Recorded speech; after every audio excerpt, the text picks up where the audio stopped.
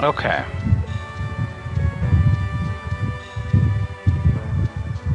Give me a second, give me a minute, give me time.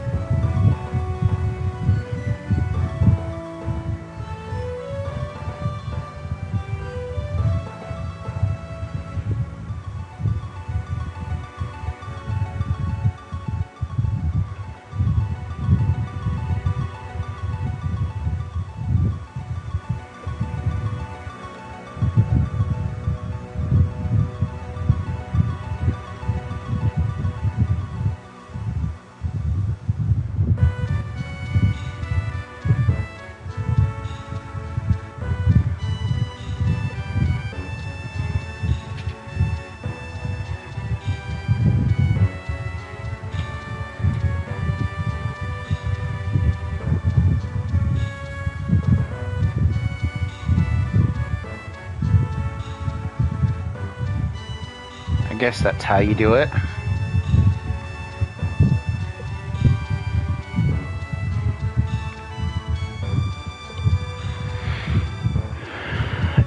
Twitter's weird, man. Apparently, if you put a direct link to something in one tweet, it won't be promoted as much as if you do it with the link in the replies. I think I've mentioned this before, but I don't get it. I don't get it.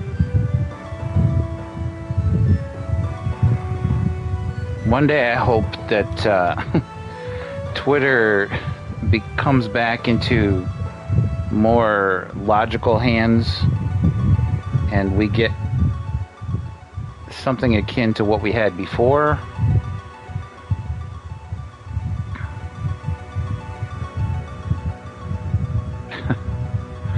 Maximilian Dudes tweeting, streaming on Twitch. What's going on at Xbox?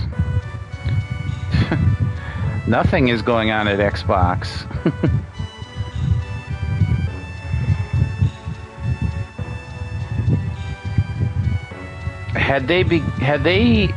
Were they getting, say,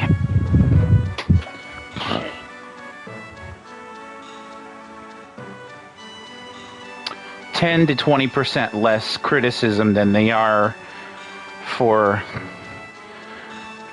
their game coming out in less than satisfactory condition, they wouldn't even care.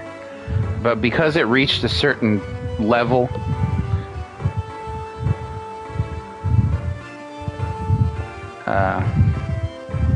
they have to come out and say, oh, we're doing this, we're doing that. I mean, they're a corporation. What do you expect from them? Yeah, to some extent they care about gamers, but I mean, what, you know,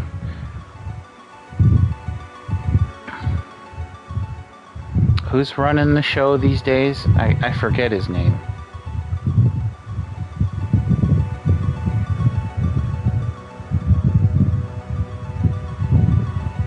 Let's just do a random search. Phil Spencer. Okay, so not going to go a lot into this because this is more of a oh wow, why was Mia Khalifa recommended in my Twitter feed? I don't know. Anyway, That's bizarre. So anyway, Phil Spencer's kind of on a apology tear, but at the same time, he's not. It's like, because Redfall is in such bad condition, and I've watched like several people play it, thinking, well, it can't be that bad, and oh boy, is it that bad. I would say it's not worse than people are saying. It's as bad as people are saying. It's just that bad.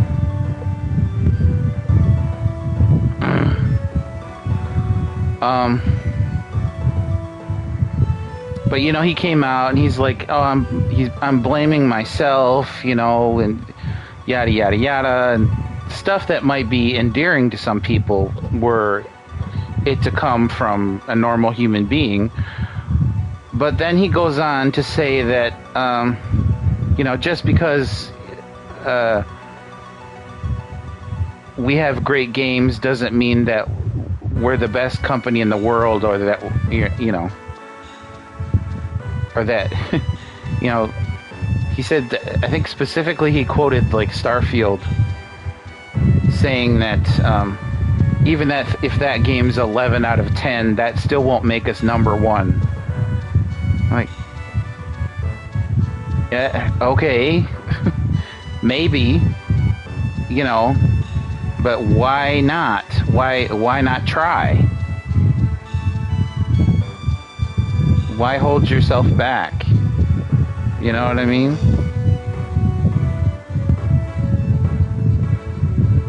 Let me go back to, like, report. By the way, they're making a new Double Dragon. Thank the Lord. It doesn't look amazing, but I'll give it a shot. It might be fun to play.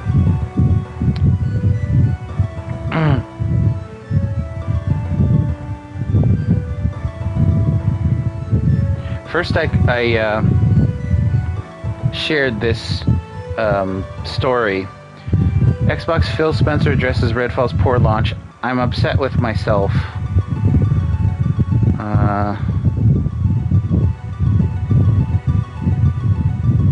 Let's see if I can get more of a quote.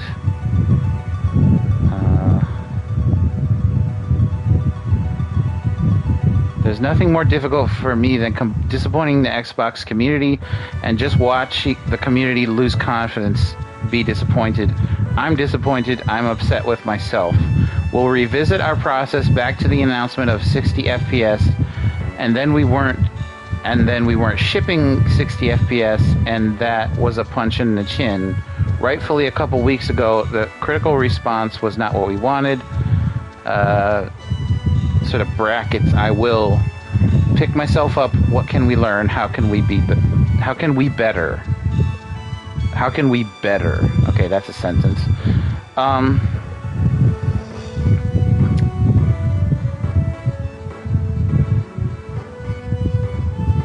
We weren't this sentence is kind of messed up.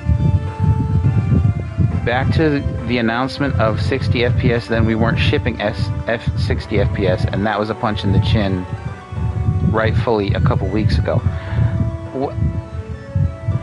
But that was your decision. See, this is the thing people forget. This isn't a developer decision. This was an Xbox mandate. You know, and I know you think, well, the developer had to come up with the idea and implement it. Yeah, but no doubt they were under a deadline, and they had to say, hey, we're not ready. We have to do something to get this game in a somewhat playable state. And I use the word somewhat playable very loosely. So they made the conscious decision to make it release at 30 FPS.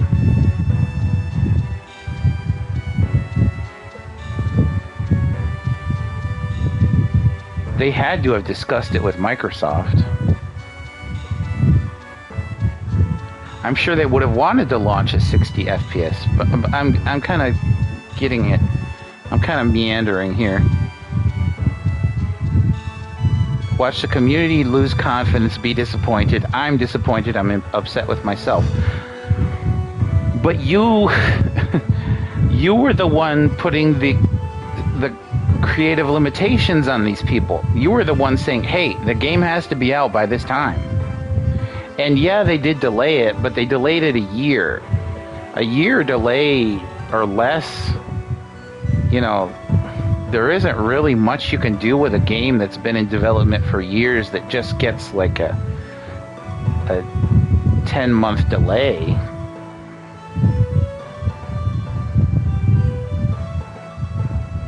Obviously, and the thing about it is this was one of their big tier games. This and Starfield was like we're back, you know, we're making great games again, you know. And it was ridiculous.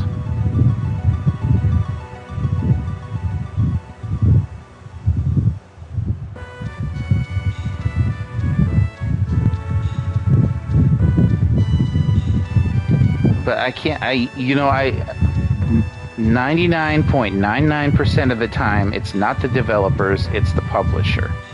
It's the publisher saying, we don't have enough money for XYZ, or we don't have enough time for XYZ.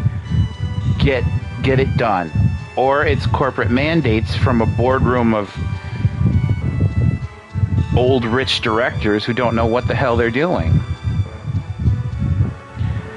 But then, all that said, that's fine in D&D. Maybe you side with him anyway.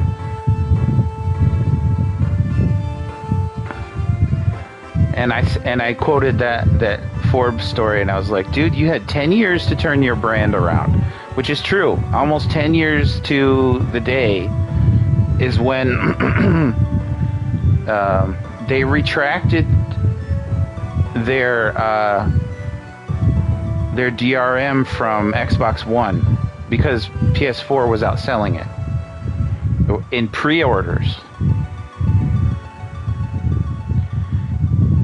And their previous president skipped town after setting fires, took his golden parachute and jumped out the window.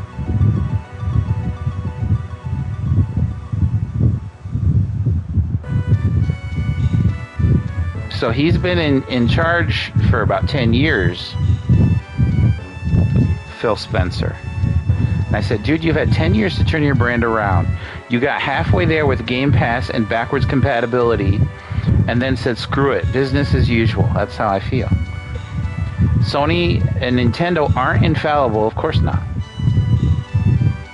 They're not infallible publishers at all, but they leave their devs alone to work.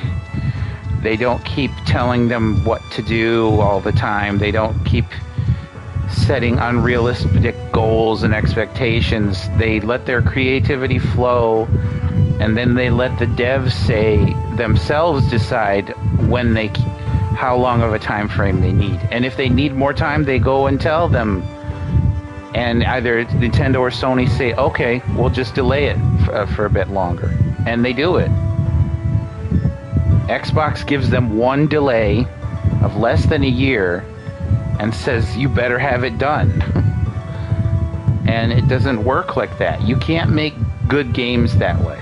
And you end up with, oh my god, just watch some of these playthroughs of Redfall on YouTube. It's terrible. And then he's like, I see commentary that if you just build great games, everything would turn around. It's just not true that if we go off and build great games, all of a sudden, you're going to see console shares drift in a dramatic way.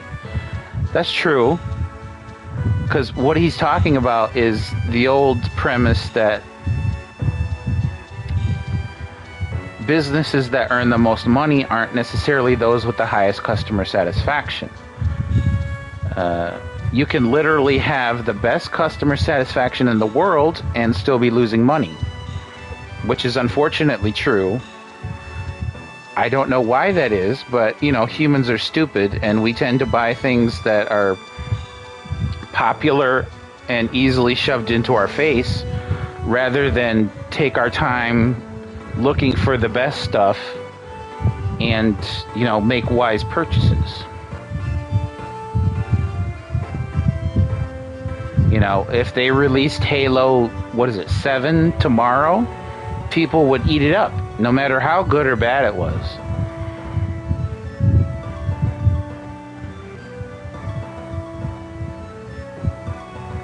But even if Redfall were in its greatest, the greatest game it could be right now, it would sell less than half, less than a quarter of what a Halo 7 would do.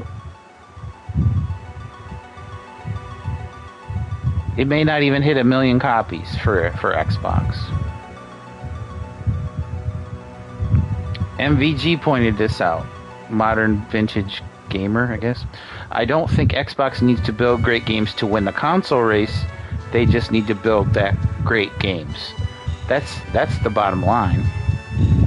You know, why are they so focused on being number one? I mean, obviously that's what you got to do in business to satisfy your investors and make the most money and yada yada yada. But this capitalism garbage is just, I don't think it's worth it. Anyway, let's get cooking.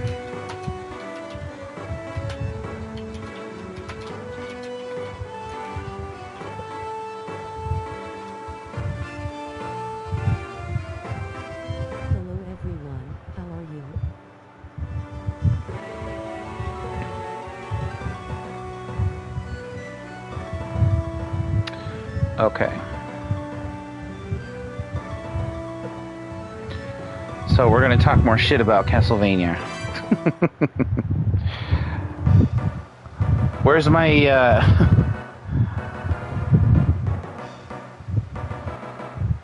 Where's my DS collection, Konami? With Symphony and Rondo attached. We're overdue for that. Tell me it's coming at E3, release it in the fall, and I'll promote the shit out of it. Like I do. I'll annoy people with it on Twitter is what I'll do.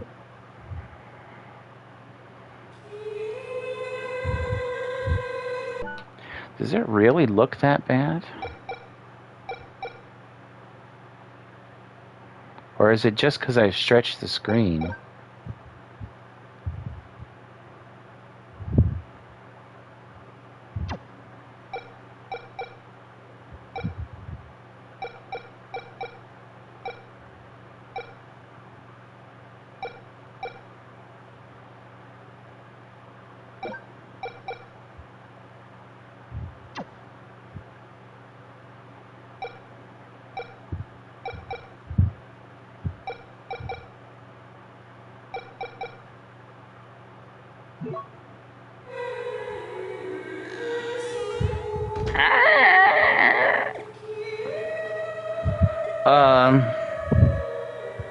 Yeah, this one where I didn't name myself.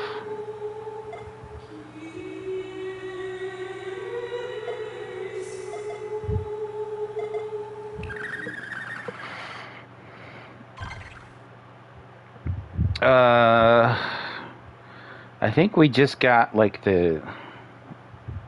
just got a power, didn't we? Did we just fight a boss? Yeah, we just got the tackle. Tool!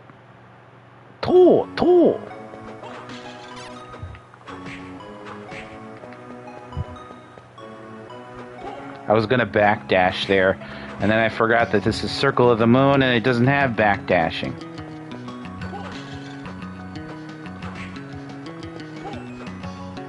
Silly me.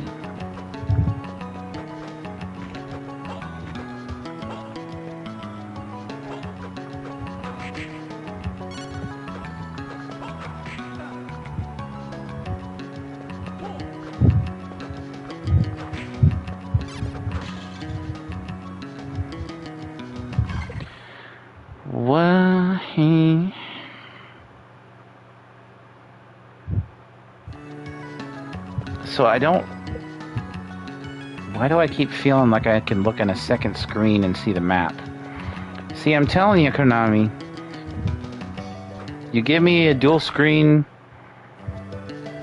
collection and I'm ready for it.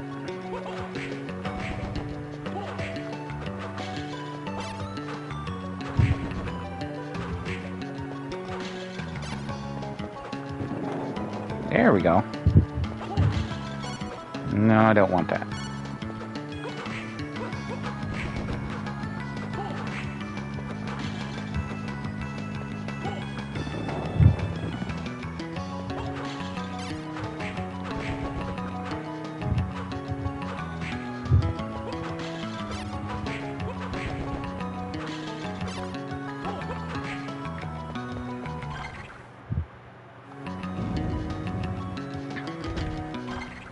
Did we not go that way before? I guess we didn't.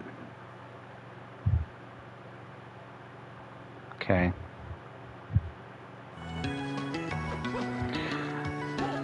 But I was watching, speaking of Maximilian Dude, actually I wasn't speaking of him. I wanted to. Maybe I'll talk about him later. But anyway, he was... I found it fascinating watching him play the original Legend of Zelda for the first time. And not knowing... and just it being bizarre to me that he had never played it before. And him not knowing where to go was just fascinating to me. Like... like he was an alien or something. Like, how can you not know this game? Of course, people say that with me about movies and stuff, too. Like, there's tons of popular movies that I haven't seen. Thought I tried to slide there. Didn't quite work out. So, I think I'm going to go back down and see what I missed. There's at least 2 areas which I might be able to get to with the dash maneuver.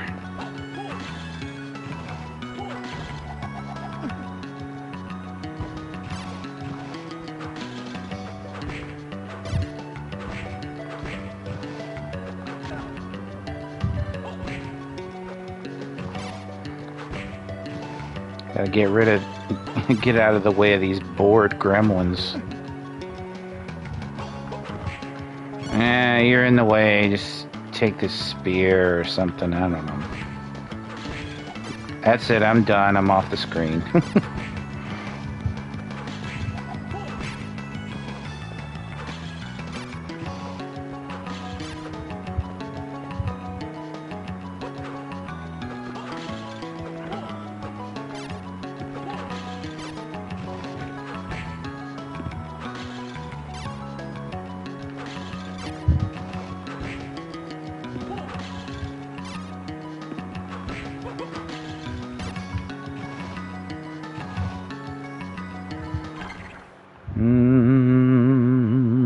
Further down.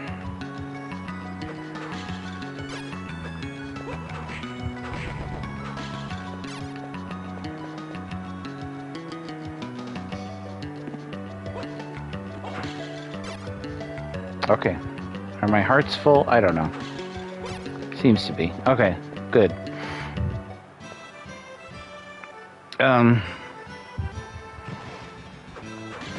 And there was, he got to the first dungeon, eventually.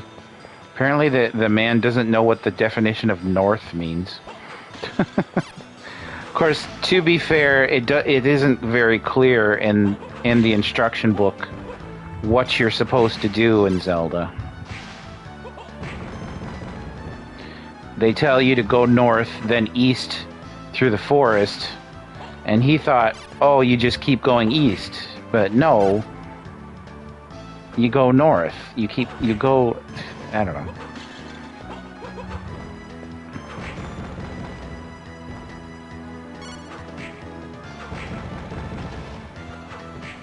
I don't know. I've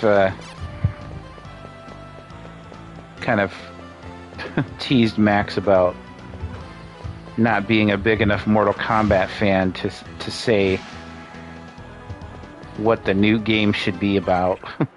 I got in trouble a little bit. He was like, I wonder, he was talking about Mortal Kombat 12 and what it could or couldn't be on the Twitch, and I was just like, but aren't you really not that big of a Mortal Kombat fan? And he kind of went off a little bit. Not a lot, just a little.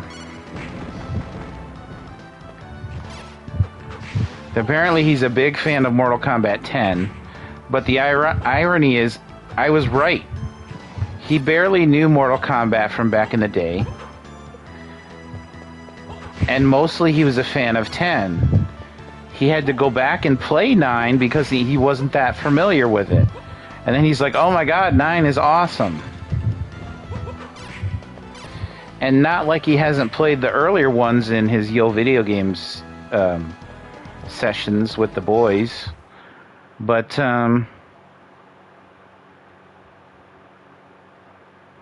okay. Okay, down and to the right, to the top. Okay.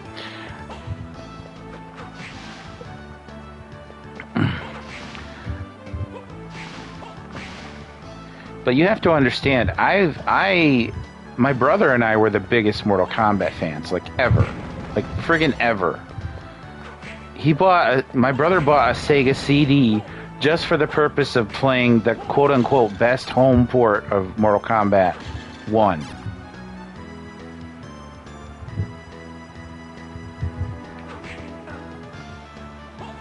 I'm surprised he didn't go further and to get a Saturn for the best version of Mortal Kombat 2, best home port, which some might argue Saturn isn't really the best port, that Super Nintendo is, which we had. But technically, you know, the sprites were bigger, it was more arcade accurate, the sound was messed up, and I heard the controls are more laggy, but honestly I don't remember. I actually used to own it too, and I don't remember. But for graphics, it was the best version.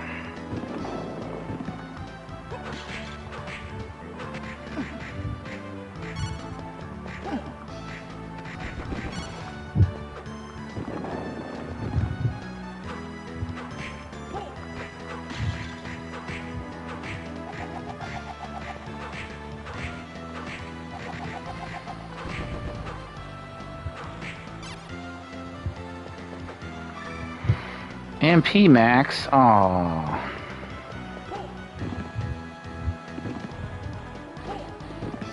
The cool thing about the tackle is you can kind of use it as a little speed boost.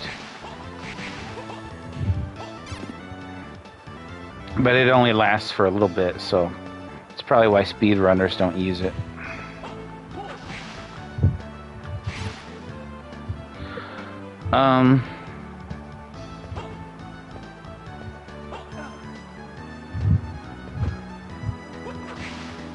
Anyway, yeah.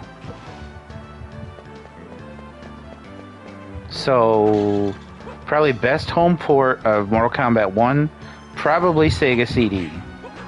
It looks a little better on Super, but the most accurate experience is probably Sega CD as far as ports go. Not counting, you know, arcade collections. Part 2, probably Saturn. Probably Sega Saturn. 3. 3...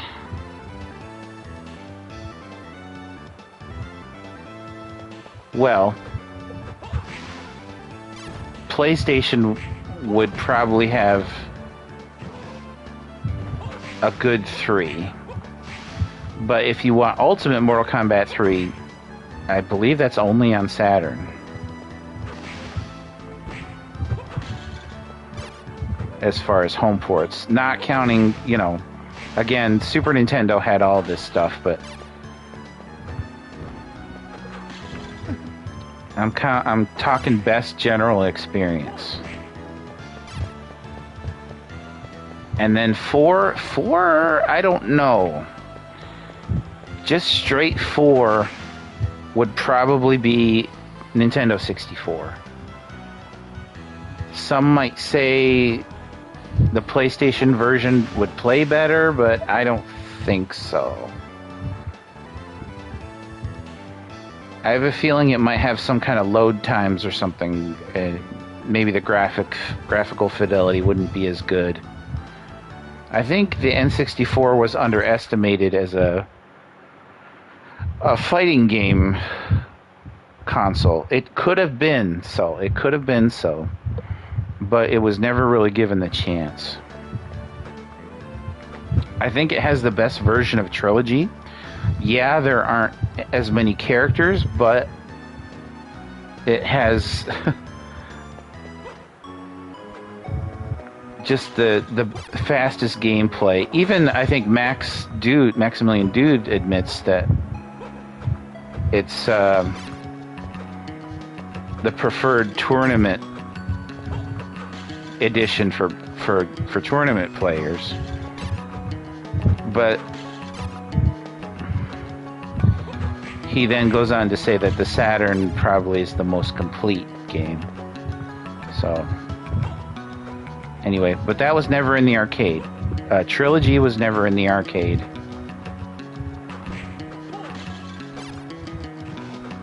So, I don't know if that counts.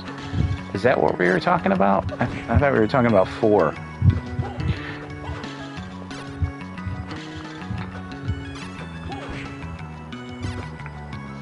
So Sega CD 1,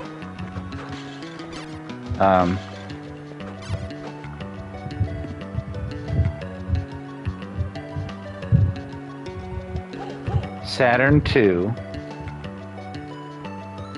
Saturn Ultimate 3. If you want to go Trilogy, probably Saturn again.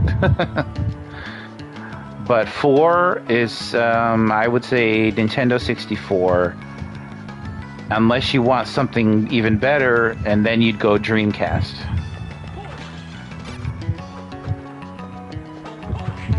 And get the red version, specifically the red version, or gold version, as it's called, I think, of Mortal Kombat Gold.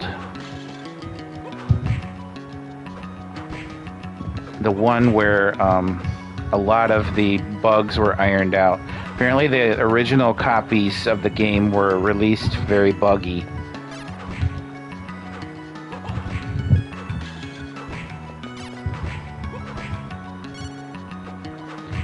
But you get the hot selling version. I swear it says hot selling on the case. And you'll have less trouble, I guarantee it. What is that on the right? Is that where the Iron Maiden is? If that's so, then I don't think we can do anything about that. I think that part near the teleport room is a push block. I'm almost certain of it. We can go check.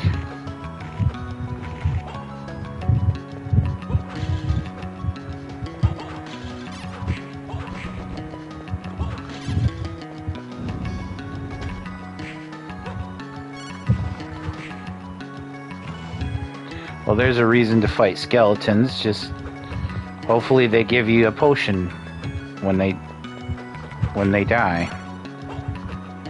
Can never have enough potions. I mean, there's no bestiary to tell you if they're the only character that has it. Actually, with this advanced collection, there is a bestiary. They were nice enough to add that, as well as tell you which monsters drop which items, which is very much appreciated. Thank you, M2. Would Digital Eclipse have gone that far? I don't know. Maybe. It's possible.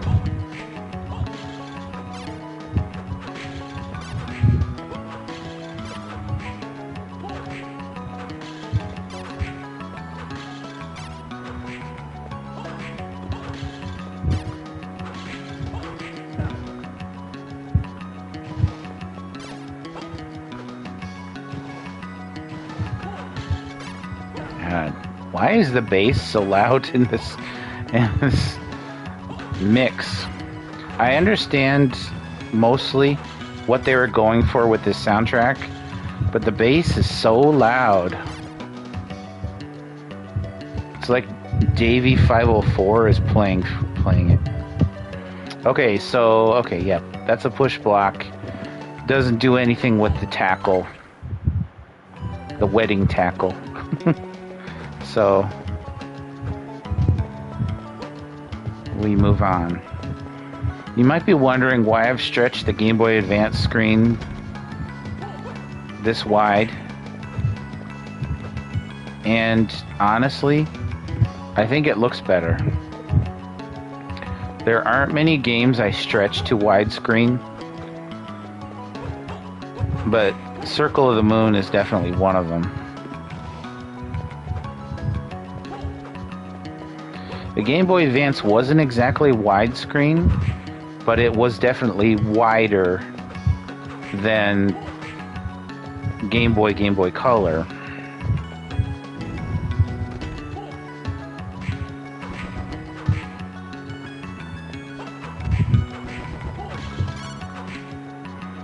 By the way, have I got the best stuff I can wear? I guess I do.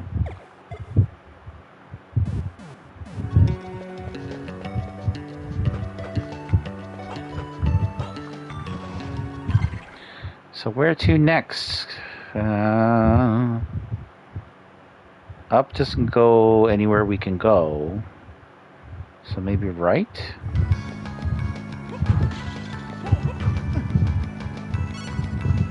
No, I don't want the knife. This ain't Ghosts and Goblins. The knife is worthless in these old Castlevanias. Until you get to Symphony.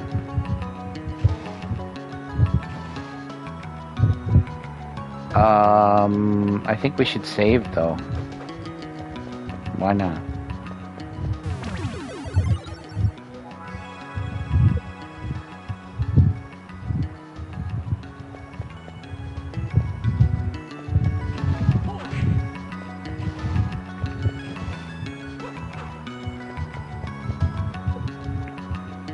Someone else pointed out that how many times are we going to accept when these giant game publishers have to put out a note saying, we're sorry for releasing our game in a shitty format. We'll update it as soon as possible. Please stay tuned.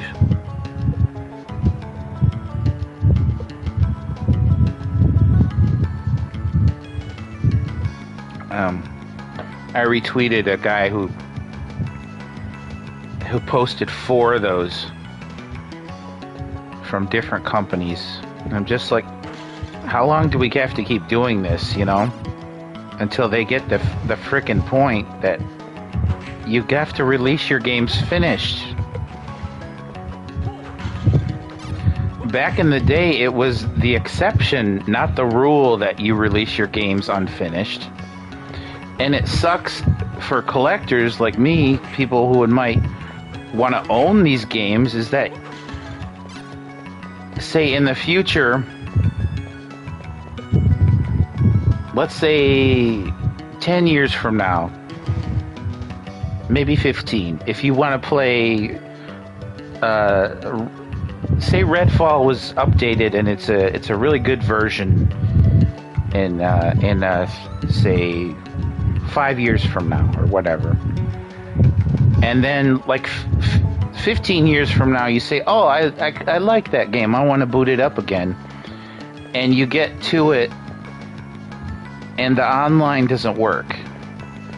So what you have is the launch version, the vanilla version, and you can't do anything about it because you can't update it. So you have to play a shitty game that could otherwise be good were it not for, you know, having all these patches and to be playable.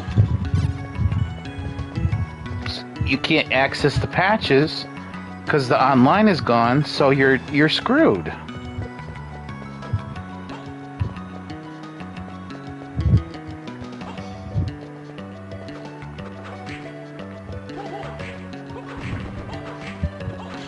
That's what I hate about this digital future of games, is that eventually, ownership isn't going to mean anything. You're going to be subscribed to a service, and you'll be renting games for the rest of your life. If you ever feel like just playing a game on your own, there'll be stipulations and reasons as to why you can't do it.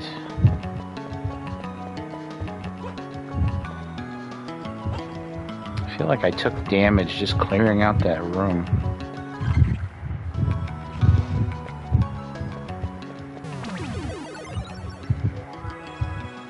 But I want that experience. I want those experience points.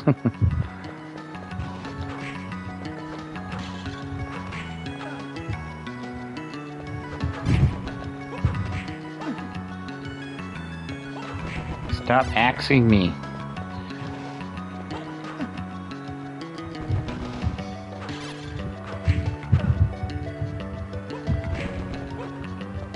Alright, whatever. Okay. What were we talking about? Nothing.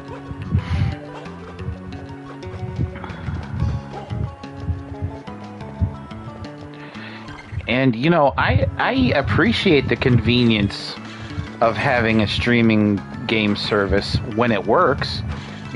Right now it's not even streaming games. It's more like downloading what you're interested in. Even if you have a streaming service, it's more like downloading what you're interested in and then deleting it when you're done to make room for something else.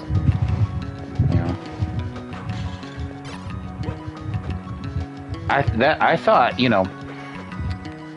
that's what I thought it would be. I thought it would be like a Google Stadia situation where everything is just being streamed live as you play, and there would just be lag, and that's the future. Apparently it's not exactly like that. At least if I'm correct, and Nintendo Switch Online is to be believed, but I think the PlayStation and Xbox stores work the same, or service works the same. Because I got Legend of Dragoon free from Sony. Oh, Christ.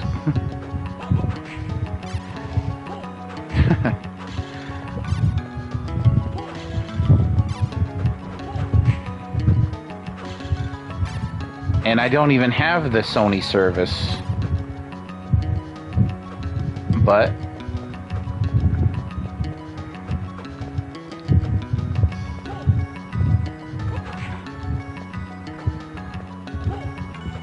it's there to play. As is, I think, Oddworld. Oddworld is also free for some reason.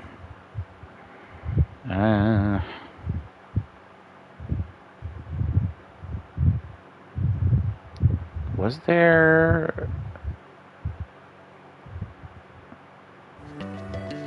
Wait a minute.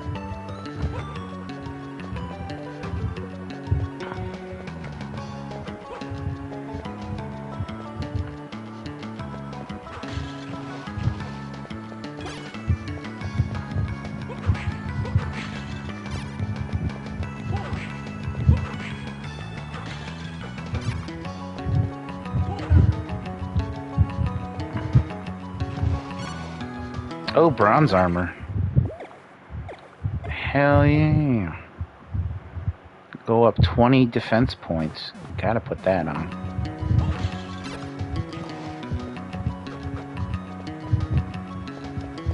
Oh, I didn't even check. What the hell?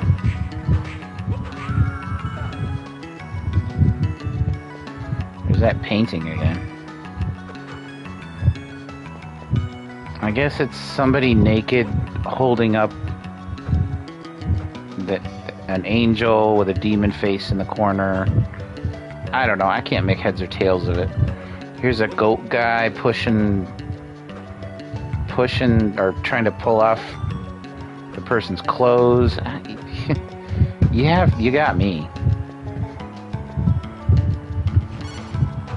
I like the style of the painting, but I wish I knew what it was.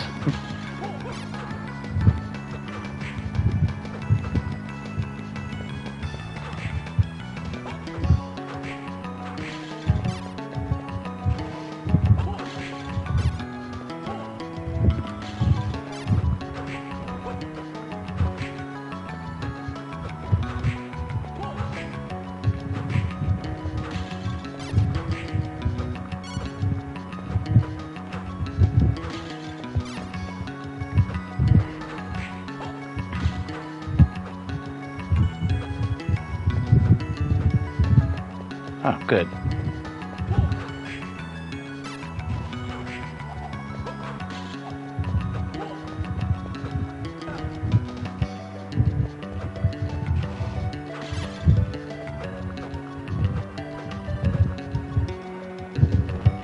I don't think I got an ice card, didn't I? No.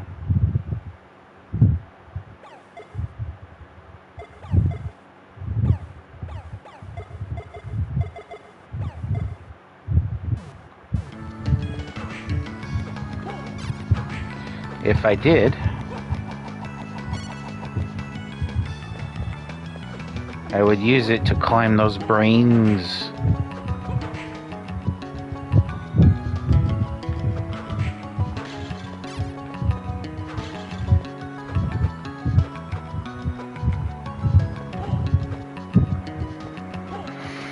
So we got green towers, green walls, the typical, you know, blocky castle tops that you see in every, you know, cartoon. Cocoon. Does that mean anything? I think it's just a connection to the place we've already been. Yeah, because I was able to get through the other way. Beware the moon.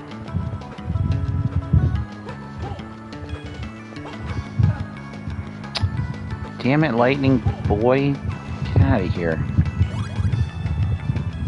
Level up.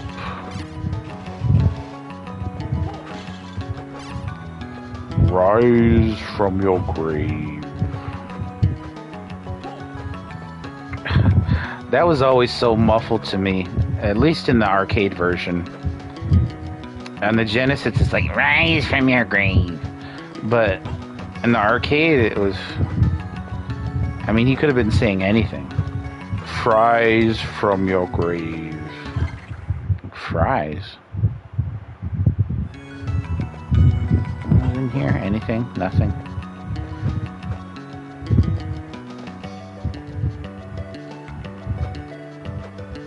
And then this saves.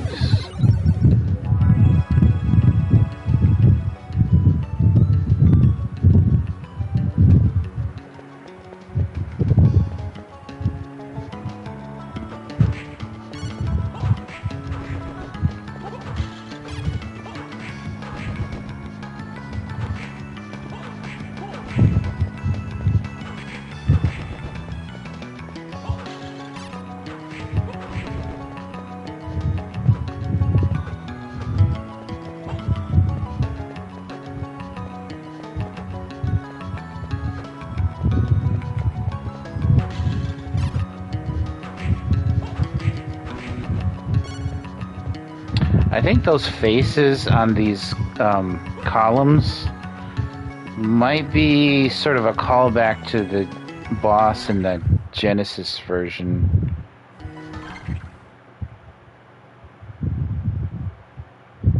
If I'm not mistaken.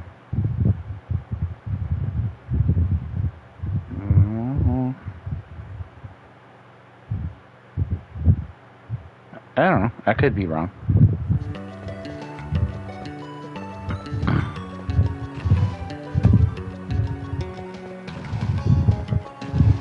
I don't think there are...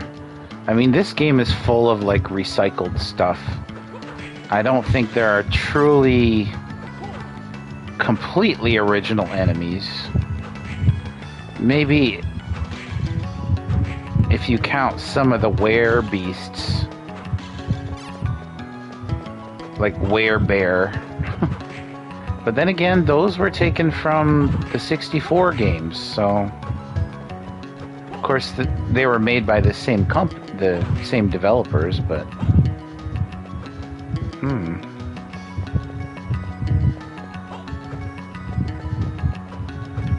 wait, I can't get up there. That's right.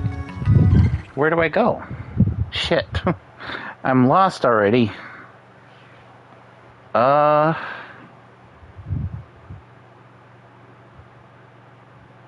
thought sure this was the right way. Maybe we do have to go back to that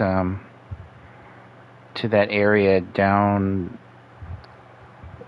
to the right.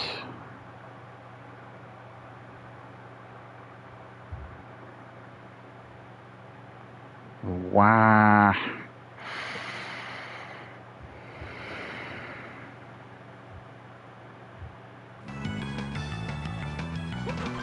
Because I don't have...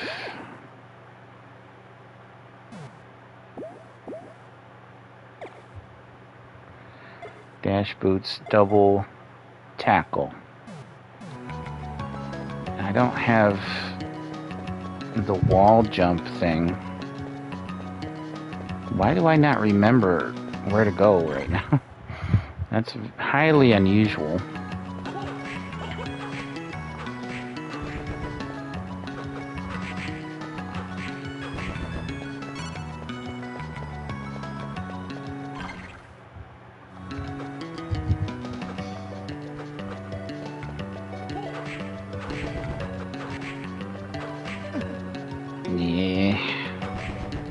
You and your axe.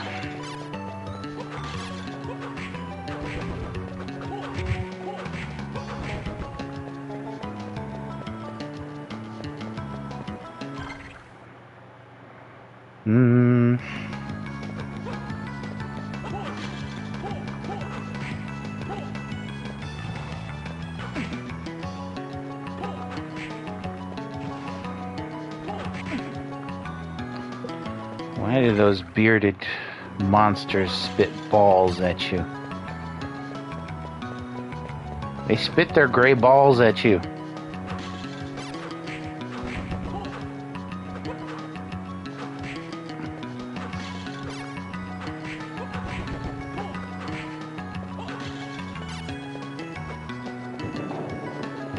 Did we not break that before? Antidote. Antidote is very important. Did we not go this way? Or do you have to keep breaking that wall when you come this way? I guess.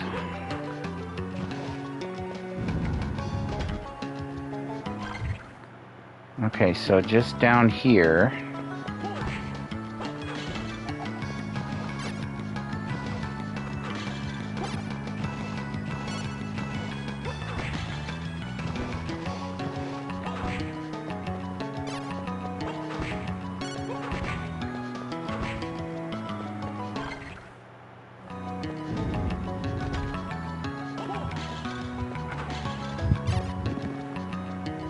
What?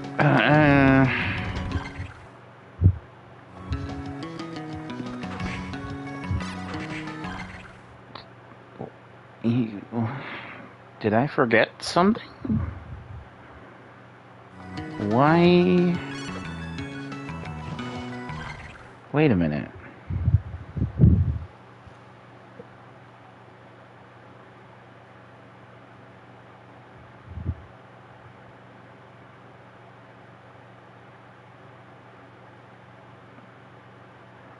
Maybe I have to go up.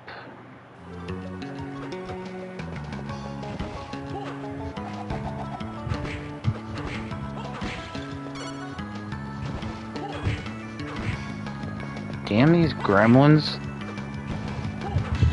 They just keep coming.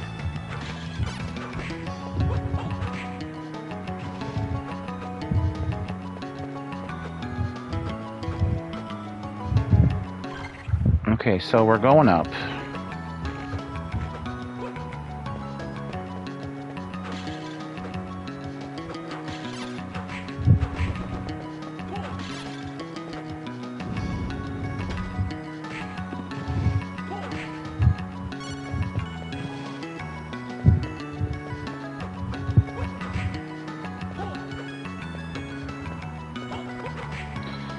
This background wouldn't be too bad, but it's just the same, like, statue of a monk or something in the back.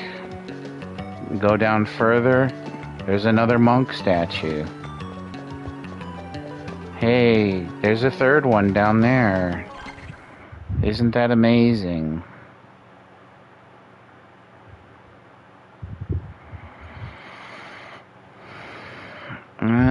Okay, we'll try to go up.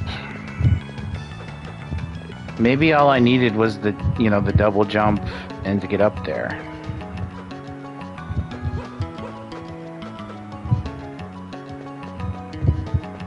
God, I hate having to double tap to jump. That is so annoying. Or not to jump, to run.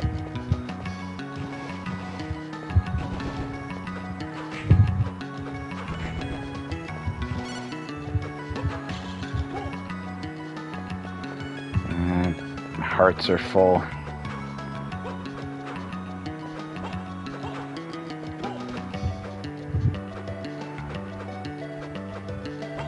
No, I can't go up either.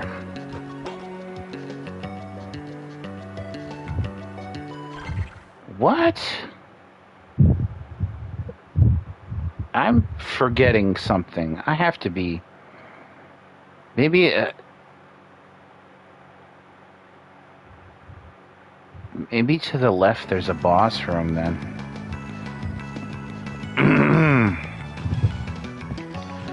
That has to be it.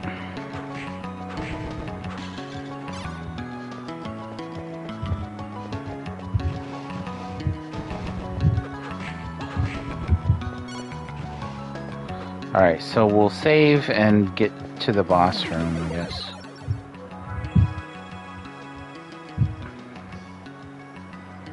How did I veer so far off track? I think just from flapping my gums. But that's what you got to do when he streams, so I don't know.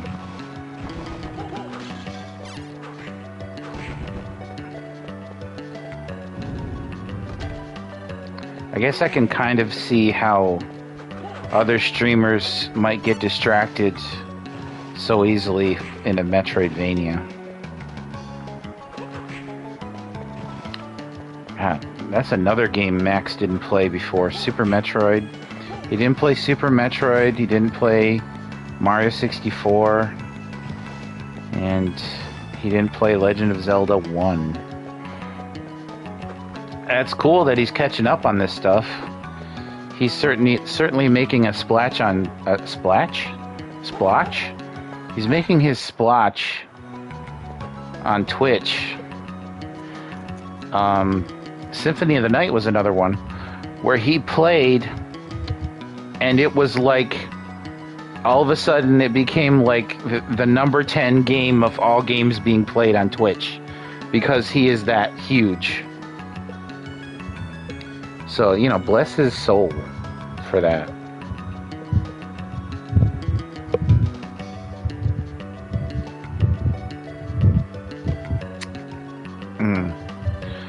But that said,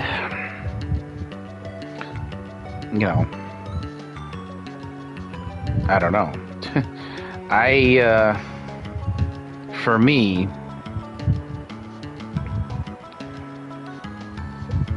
I always used to want to promote Castlevania and by extension, Bloodstained as being really great, really important series that everyone needs to play.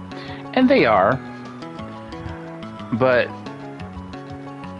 I don't know if I mentioned this last time. I'm really, really hurting for new Castlevania stuff or old Castlevania stuff.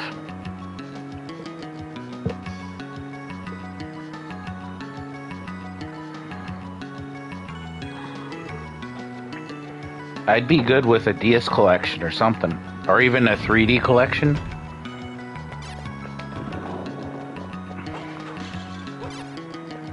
Oh, this isn't a boss room. Okay, look, Jesus, look at this. This looks like I'm in some warehouse storeroom. Like, what? Whose idea was this? This doesn't even look like a Castlevania background. This looks like a background of like Hammer and Harry or something. Like something that has nothing to do with...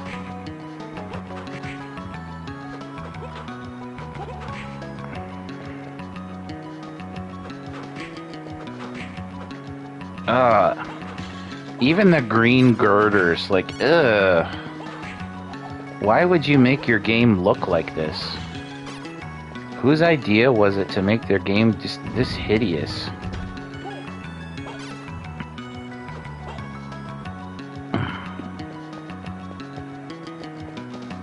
That's a push block.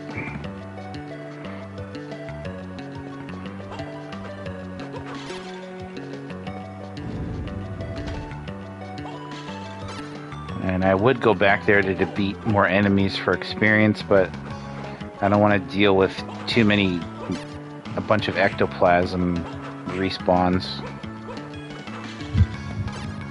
Okay, so it wasn't a boss room, it's just a new area, so here we go.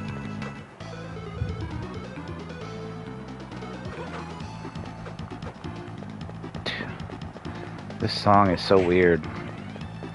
It sounds like an amalgamation of like 2 or 3 different Castlevania songs, which is kind of cool, but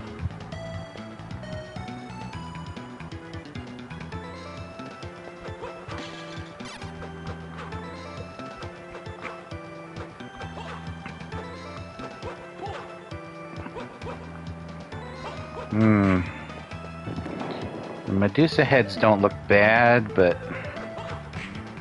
I don't know. I think they could look a little better. Cotton robe.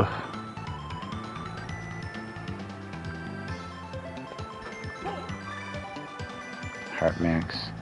I think the cotton robe, though, that doesn't increase your defense. It increases your magic ability. By the way, I do appreciate how not only did they keep the character moving while standing still, and then just sort of face away from the camera. That's kind of cool. But then when you get to the edge, I mean, these are both like Symphony. He stands differently. So when you push up, well, pushing up doesn't seem to matter. But when you get to the edge, he stands differently, almost as if like he's kind of balancing himself differently. That's a nice little detail that carry over from Symphony that I appreciate. It shows for sure that they were trying to make a Symphony of the Night clone of sorts. And they did their best, I guess, with time and budget and stuff. But as we discover not long after this, things can get much, much better.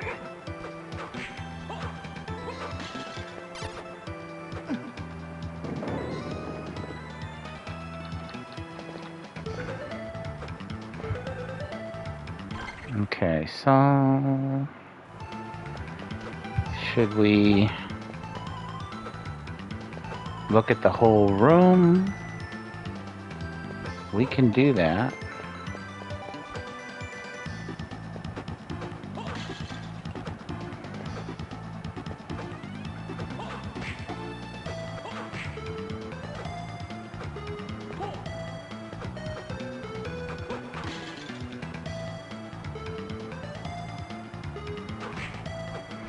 I appreciate that they let you turn directions when crouching.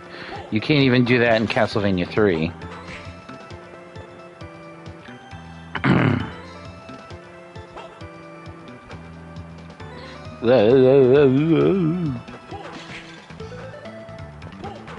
Croom.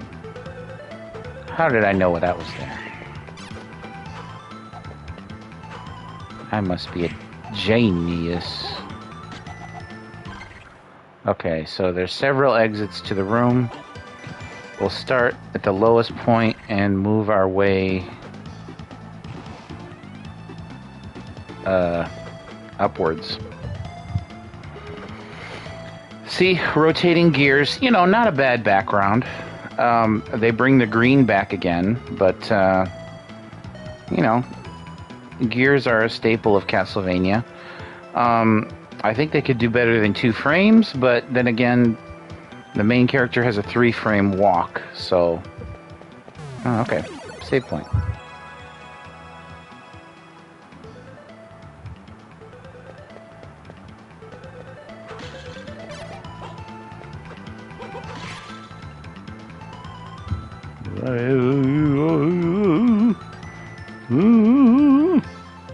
See, this is kind of funny, but this is even funnier. Whoa.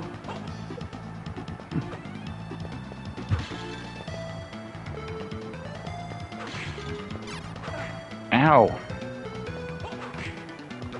What do you think you are, Disney's Fox Robin Hood? Oh, there we go.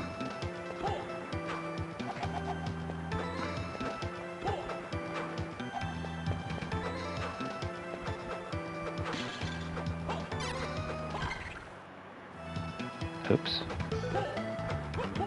Didn't mean to hit that button.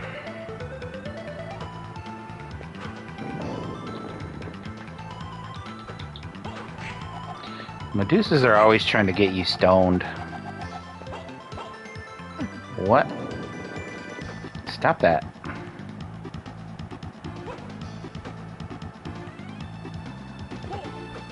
There we go. Break this rock. Although I don't think it matters because...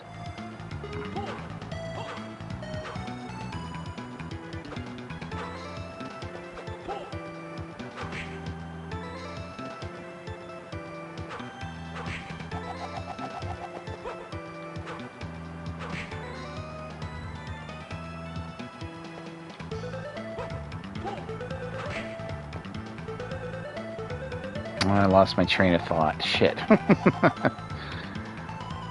Get your ass up there. I don't think breaking the block matters because even though you come back here,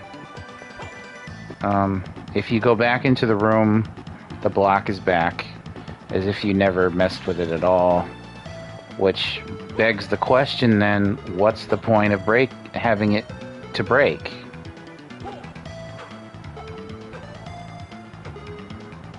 Wait. Is there nothing? Platform leading nowhere.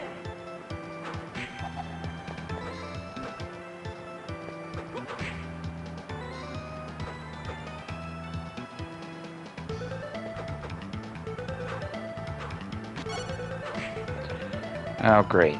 I did not want that. I want to keep my cross, thank you very much. Hey! Rude. Rude.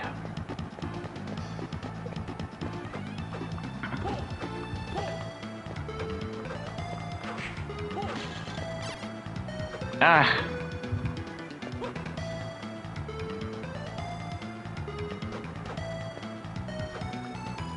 There's Davy slapping that bass again.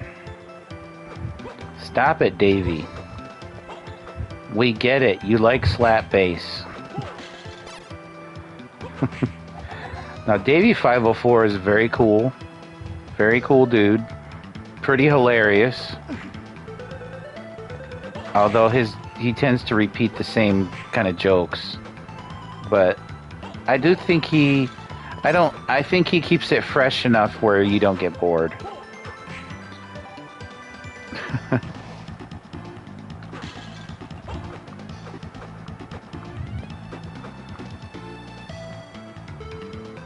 And the idea that he plays slap bass and that he kind of slaps the camera as kind of his gimmick. That's very clever.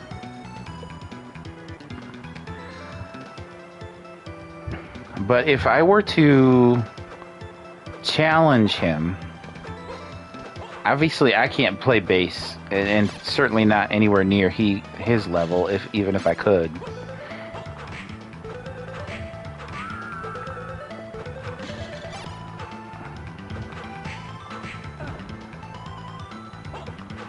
She burned my ass. I would say play a song without slap bass. I imagine it'd have to be something specific. Like play a song that requires a lot of slap bass, but do it without slapping.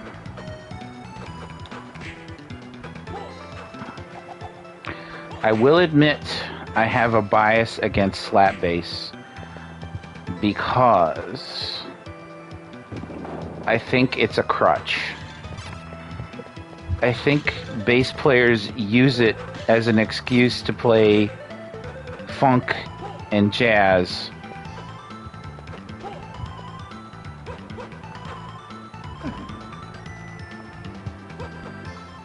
Rather than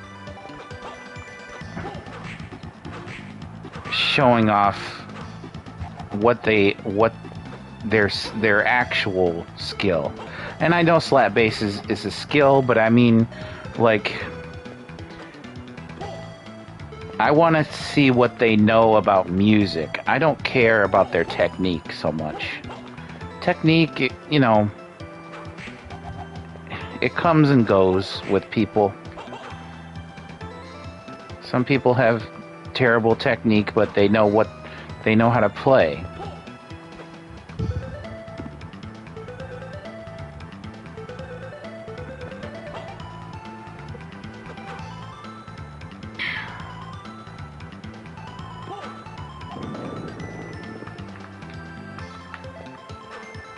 Oh, fuck you guys, assholes.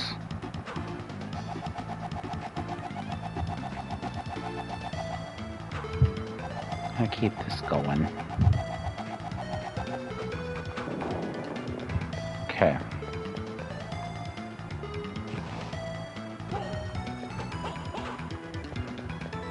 More green girders and warehouse backdrop. So here's earth armor. Not very strong. You know, you can have variations on enemies that with elemental powers. I'm fine with that, but why armor? Armor is just a stack of metal, really. You give that elemental powers and it's weird. It's like, I mean, yeah, it's sorcery, but like, it doesn't make any sense to me.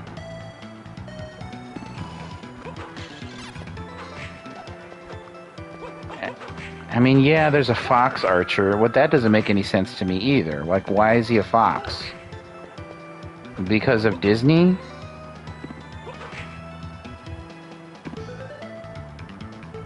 I mean, you know, level with me, work with me here. Give me reasons.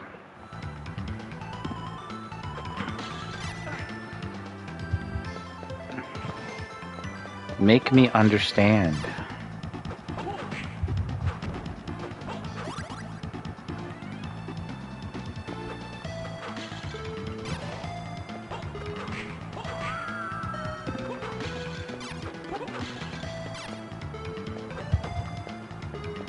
Okay, I can't go that way in particular.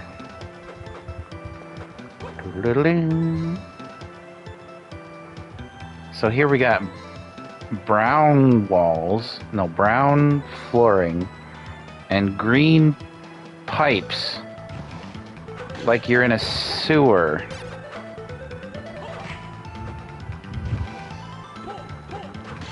I guess the pipes are brown too. But there are some green, like this right here. This is a green pipe. So brown pipes, brown flooring, a lot of metal work, green backdrop.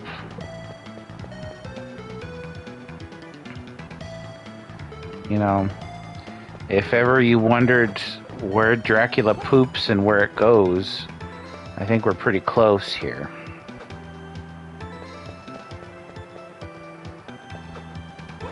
I mean, what am I supposed to think?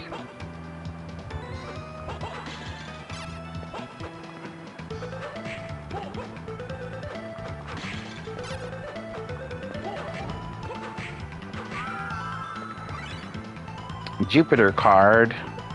Jupiter. That's a planet, isn't it?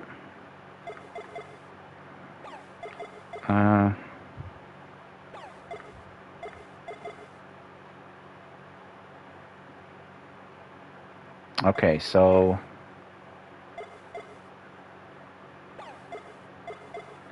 just a minute.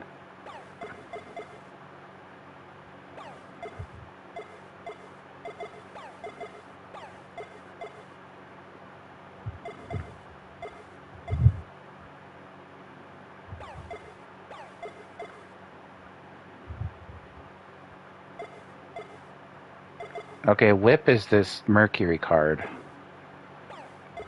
The Venus card seems to be like attributes.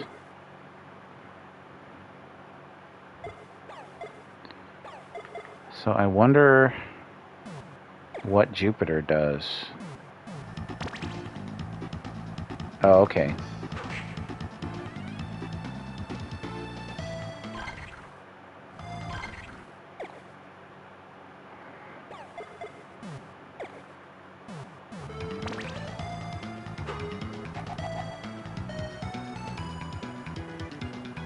Oh, okay. Standing still heals you. Even with your not standing still, it drains your health like a motherfucker. Okay, stop that.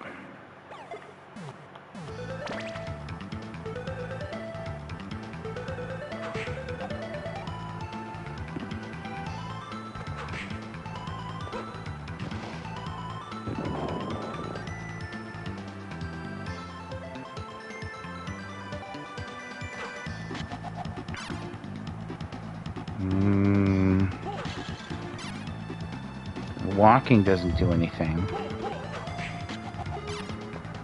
Let's try standing still.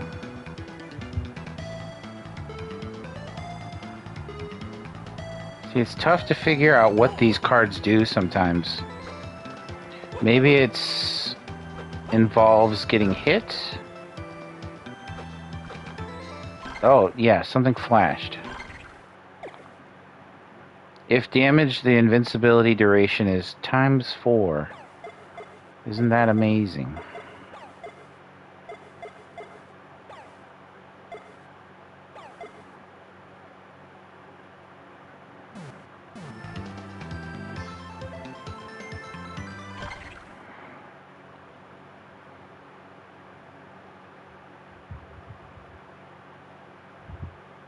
There's another door on the left.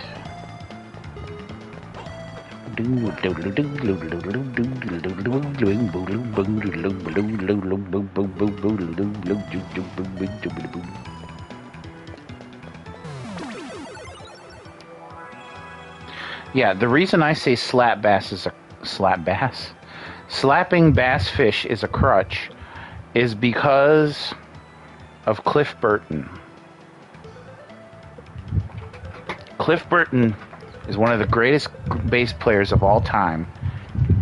You don't, and not even just in metal, in any genre, any music, he is truly one of the best. Although you could argue his gimmick was distortion, he didn't use it that often. His main thing was music theory. And he did slap occasionally, but it was very, very infrequent and mostly just as sort of like an accent thing. I say, and you know that it bothers me, I think, because Davey is always looking for slap bass players. He's very biased towards them, and if you don't slap, he's like, he doesn't appreciate you. So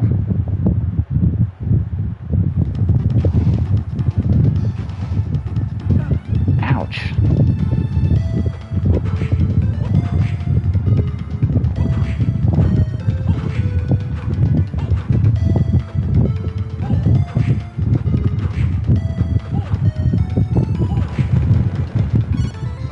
Magic gauntlet.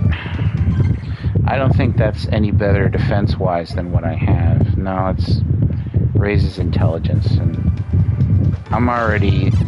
I don't think can be any smarter than I am. This is it, people.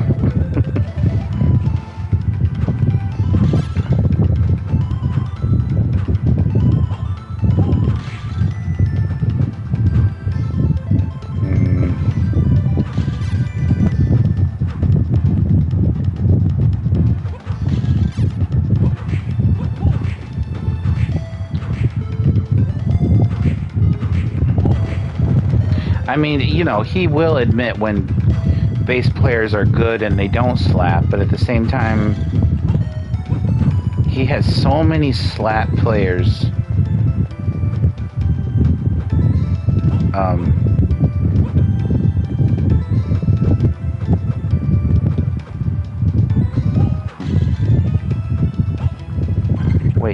Wait a minute.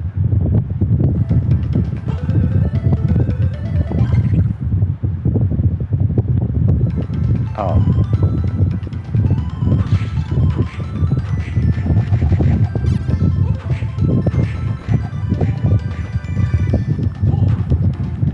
He brings on so many slap bass players that it's kind of like, okay, you're all doing the same thing.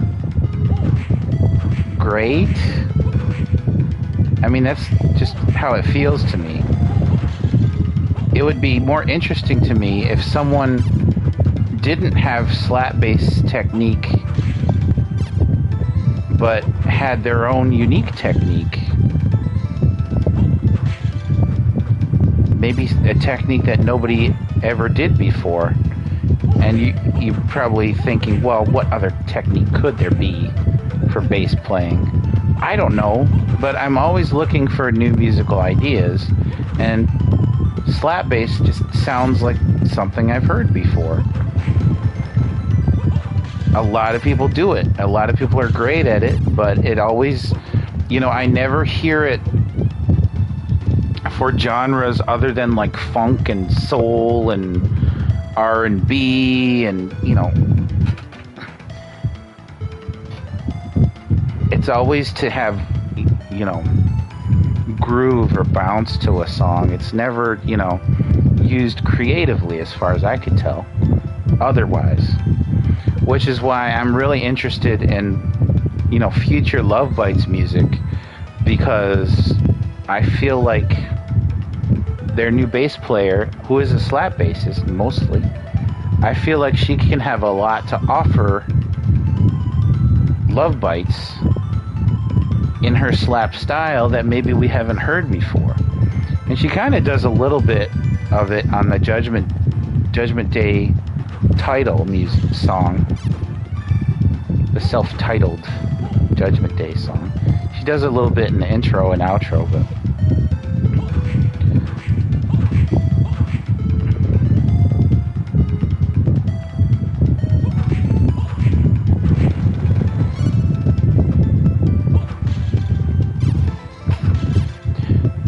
I don't believe it when people say, oh, everything's been done, nothing new under the sun. I think that's bullshit. I think we're just not looking hard enough or trying hard enough, because there has to be something. There's always something. You know, in this crazy world we live in, we're always finding new things about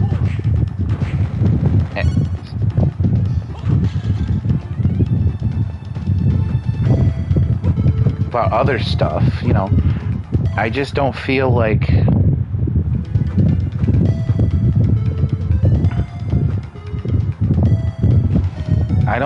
we've reached the limits of learning about music or guitar or anything like that. I think we can discover more. I mean, look at it this way.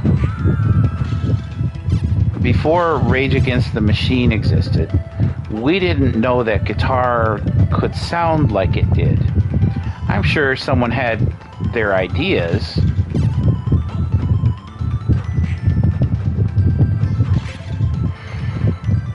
but I guess, who was it, Tom Morello? He went full into making a guitar sound like, almost like a what do you call that? A record scratching thing? I forget what that is, if it has a name.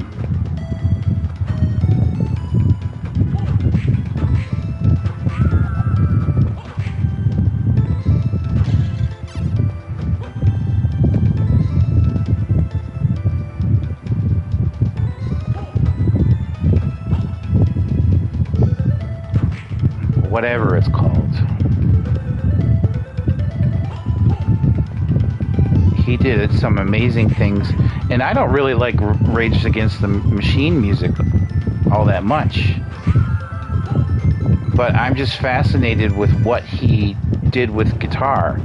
I mean, he did with guitar almost was as unique, maybe not as influential, but as unique as what Eddie Van Halen did with his technique.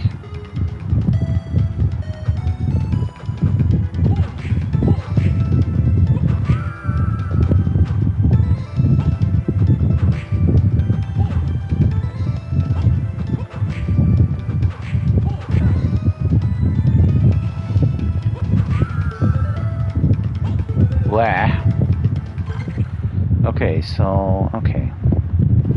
A lot of doors.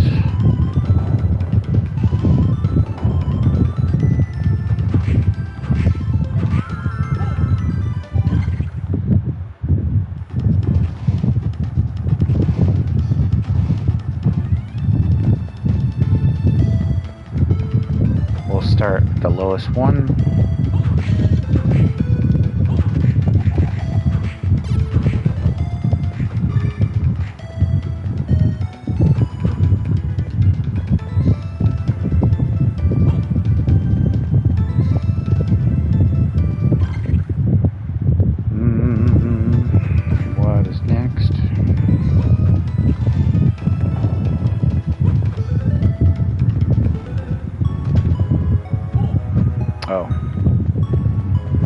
Go that way yet.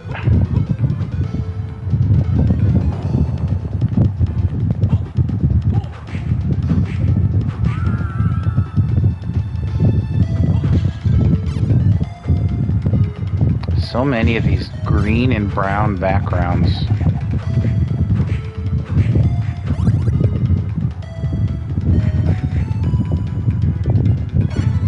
Hard ring.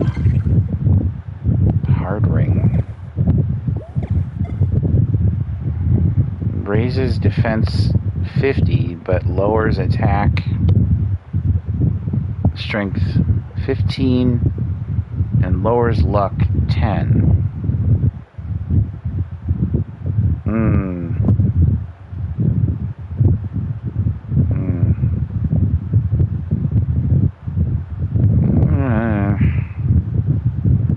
Maybe if I get 2 of them, then I'll have a lot of defense. Of course, it'll lower my attack and luck that much more.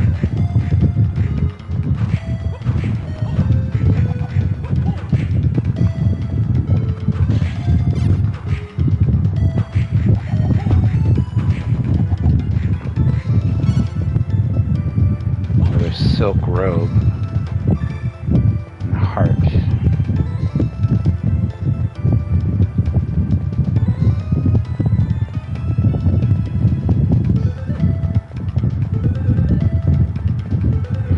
way. Let me see.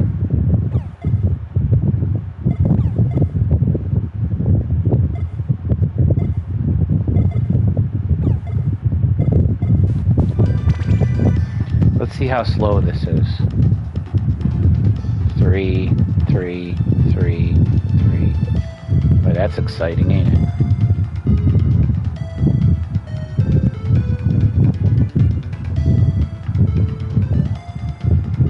Might as well use up my NP for it. Health is important.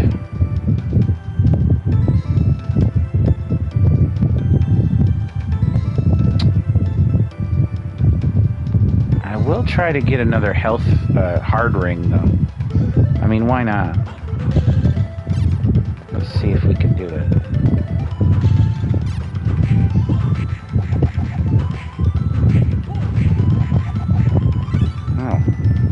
Cockatrice card. Not what I was looking for. What do we got here? Oh. Stone whip. Interesting.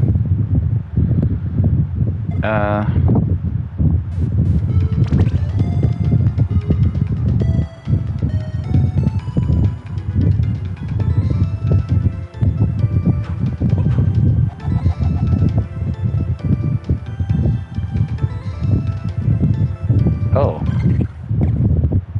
Gains experience points from walking. Okay.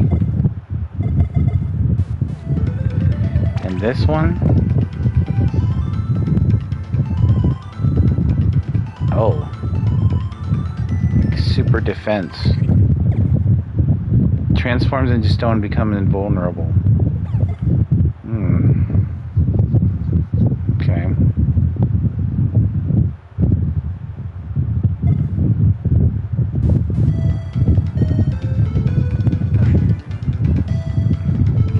But I wanted to get a hard ring.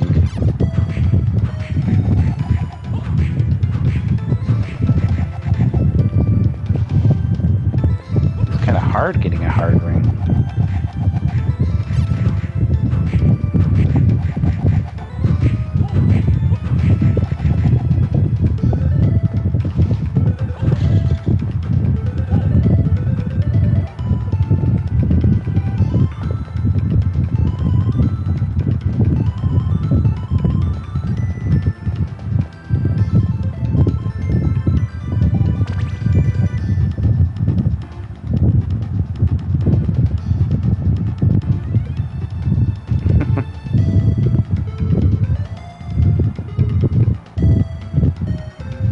We'll try a few more times.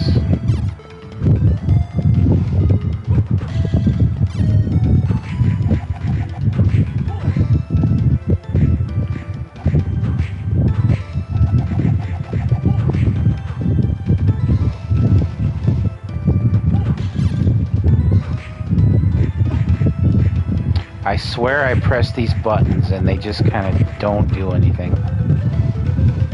Just like, no, you missed. You missed the button. Like, no, I didn't. I swear I didn't.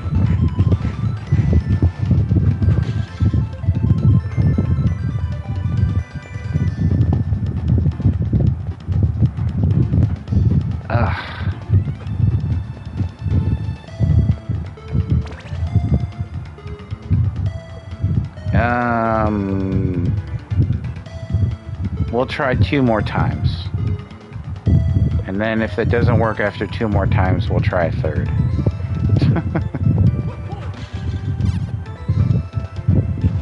Sorry, that's the kind of person I am. I'm like, oh, you need 2 of these. Well, then I'll get 2. But it's not easy to get 2. Well, I don't care. I'll get 2. Damn it.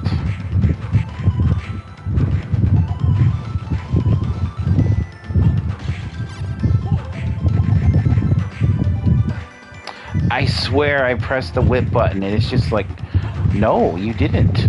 I'm like, yes, I did. Don't argue with me about this.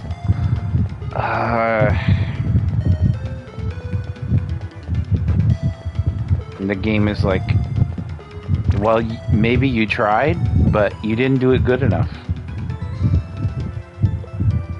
There seems to be some situations where you just cannot press the attack button, where it just will not work. Either it's a non-cancel thing, you know, I don't know fighting game terminology, but there's just some instances, I swear, where you will not be able to press the attack button.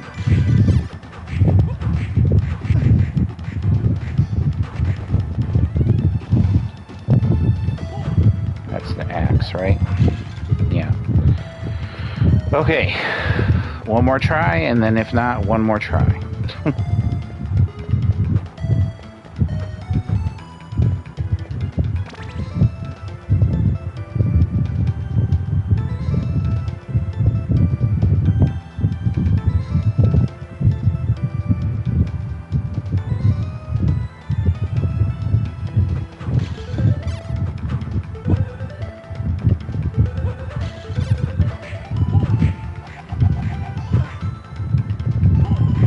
See, there I pressed it, but I was too slow. See, why does the whip need to be slow?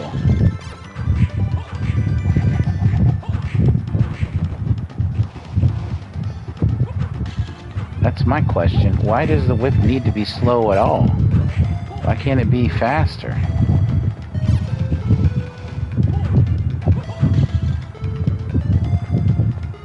Okay, it didn't work those 2 times, so I'll try once more. If I really wanted to be anal about it, I could probably keep rewinding till I get the item. There is a rewind feature in this game, or this version of the game, in this advanced collection.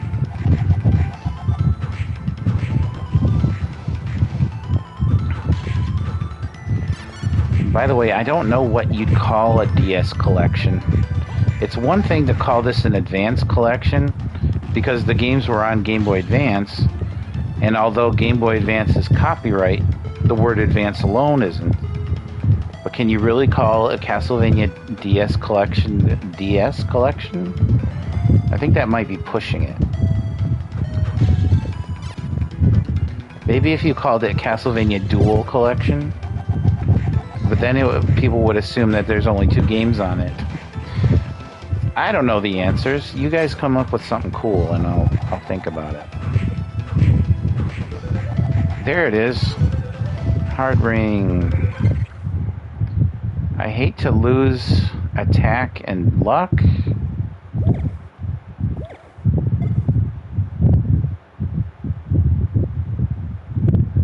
But the defense is so good that I think I should risk it.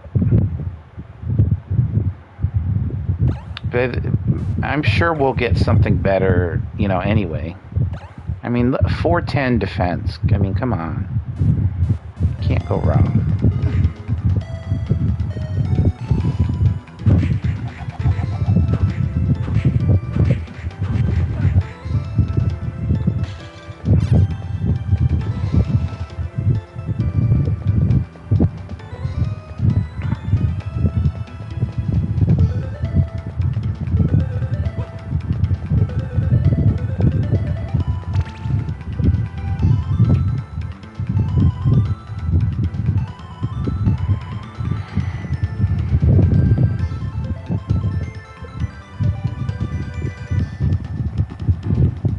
And why not? We might as well continue with this tradition.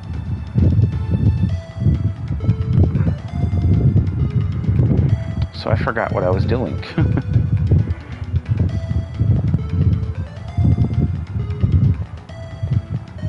We're here. And there's only one more way to go.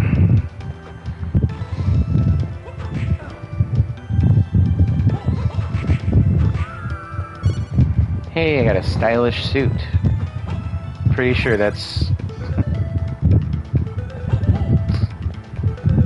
just an excuse to raise your intelligence again. not your defense, which is what I'm looking for, obviously.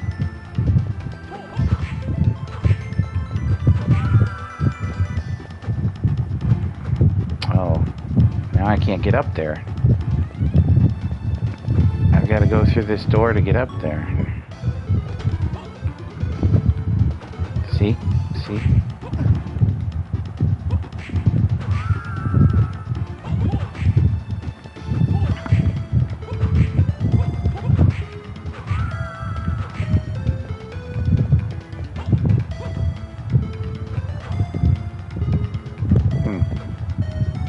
Thought that was something.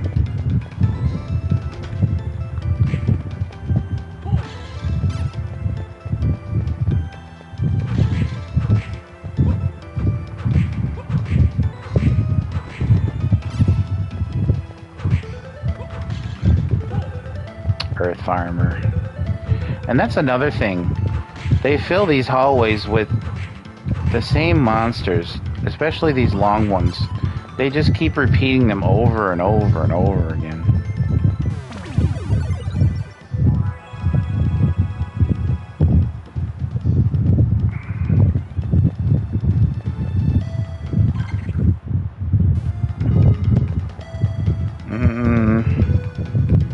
We just leveled up, so maybe we're good to just keep moving.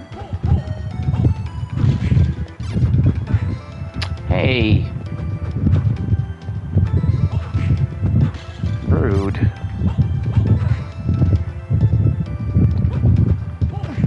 God, these guys are so rude. I am not inviting them to my next dinner party.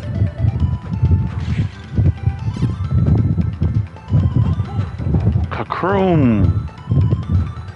Almost like I knew it was there.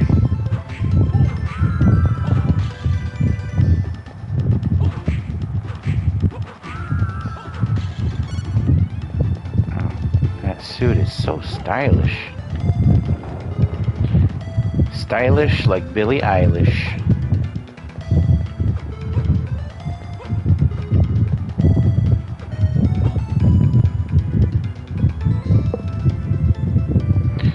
If you want to know what I think of Billie Eilish, by the way, just watch Stevie T's video or some videos about her, I should say.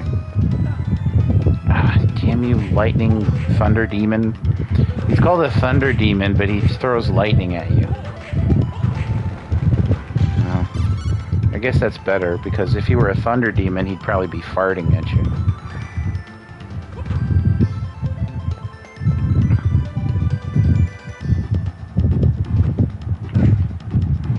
Ow! Archer, that hurt.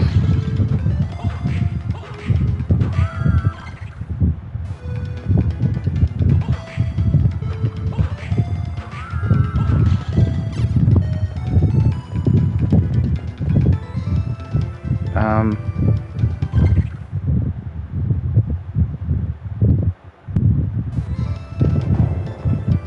just gonna clear out this room. I mean, again, I guess it's not quite what I meant to do, but that's alright, whatever.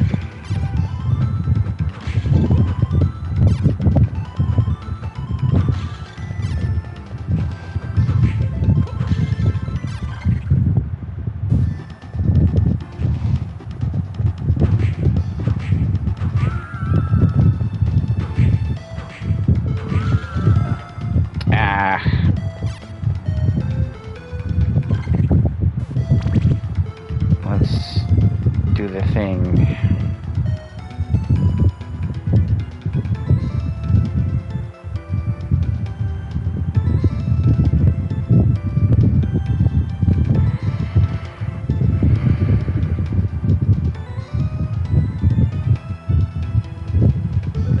I'm curious as to what this thing is that connects from the wall to the ceiling.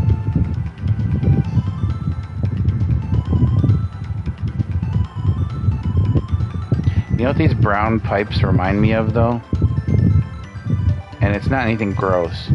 They actually remind me of Skyrim when you're going into the the dwarven ruins, or whatever you call them, dwaven.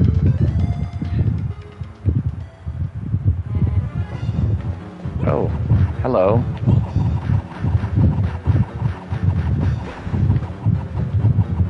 Ow.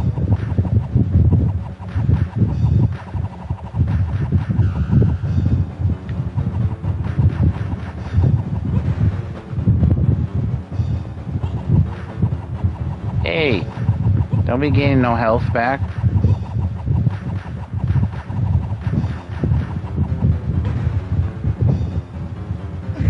Ah, sheesh. Caught ya. Oh, they started to do some interesting scaling, but no. Hugh, are you alright? What are you doing here? Trying to take my glory? What are you talking about? I just want to save Master. You're in the way. I will defeat Dracula myself. And then... you... He runs off this way. Spinning gear in the background. Mildly impressive. But... it's a little shaky, but you put all that effort into that, and yet the rest of the game looks like crap.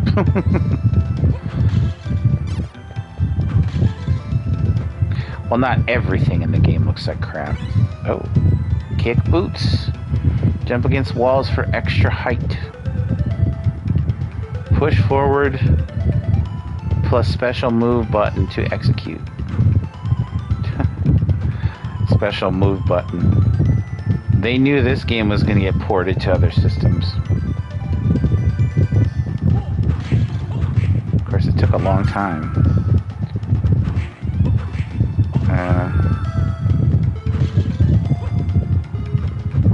See? That's what that does. Very Ninja Gaiden-esque.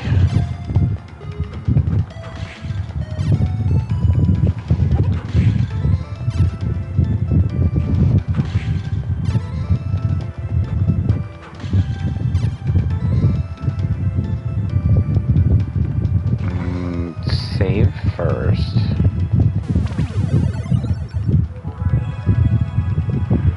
Okay, so we're at 109 minutes.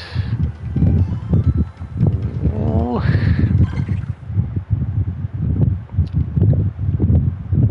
Let's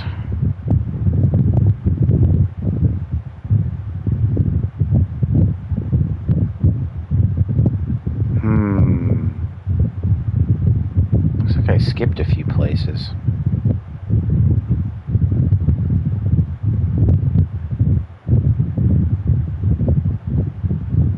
Well, we can come back. We can always come back. We'll go around the horn and come back here later.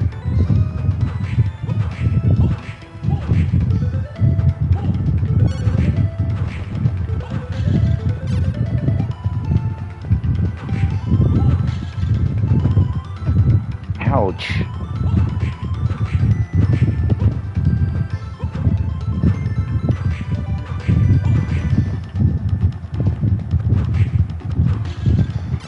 See, earth armor I can kind of understand, but later into the game you meet up with poison armor and you're like, at that point I'm just like, how can armor be poisoned?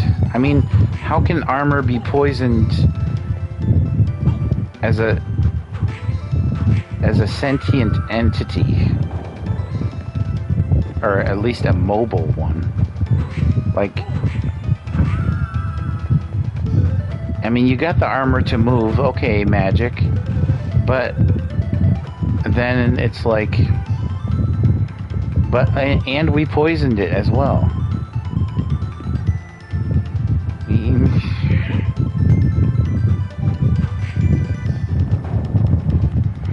You're really yanking my chain as far as believability goes. And I'm not one of those people who overanalyze absolutely everything about games. You know, like Ego Raptor, who has to complain about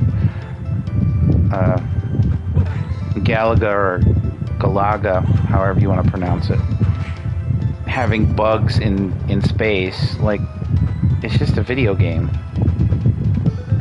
But in this instance, Castlevania has always strived for some semblance of realism, and here you just, you know, you drop all pretense when you have poison armor. And you have hyenas shooting. Why are they hyenas? I mean, werewolves, sure, attacking. But why? I get it, they're werewolves. Why would just a regular hyena be so mad at you that they pick up weapons and start rifles and shoot you?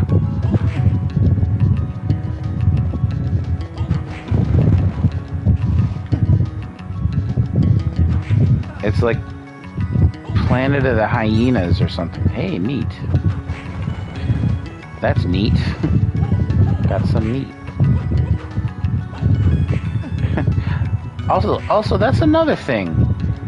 In other Castlevanias, it's like, oh, you get a pork chop or a leg of wolf or, you know, whatever. Here, it's just meat. You found some meat, and it's not even in a wall. An enemy drops it.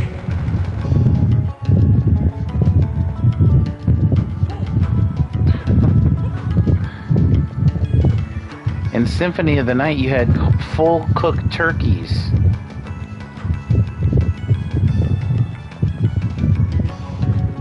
Gargoyles look just like gremlins, but they're not gremlins because they're green. Even though gremlins are supposed to be green. No, in this game, gremlins are blue. Gargoyles are green.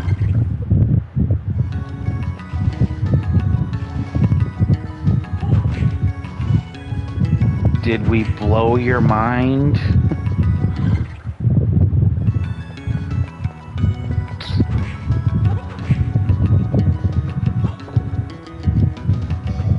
Huh? Well, that's as high as I can get with that. And then we come back down here, I guess.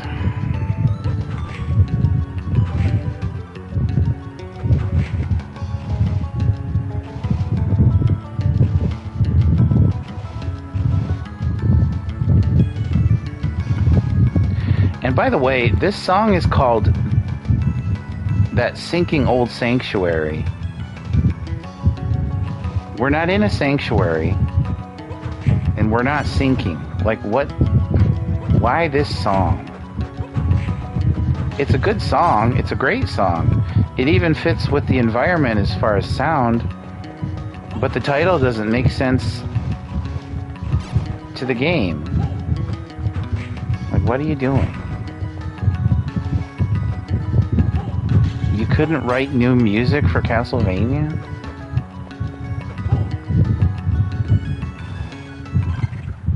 Were you tired?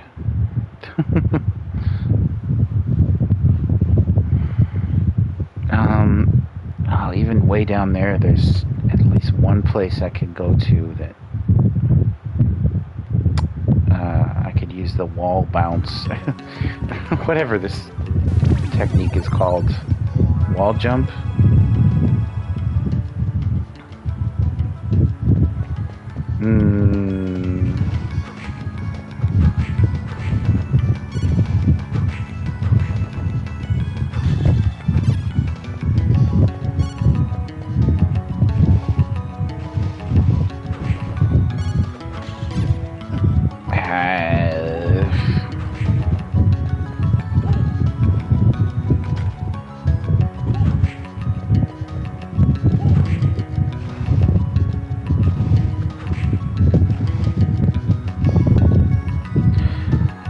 fitting though, because,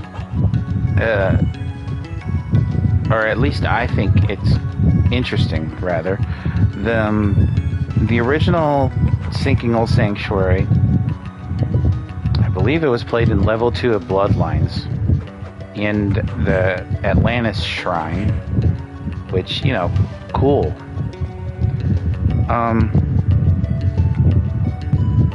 The second time it was used, they used it for... And by the way, that was a sanctuary that was sinking. Get it? Atlantis? Anyway. The second time they brought the song back, it was a much slower version, fully orchestrated, or at least as far as the Nintendo 64 could handle. And it was a cool version. It was cool to hear that song again. So, and then this is like a fast version.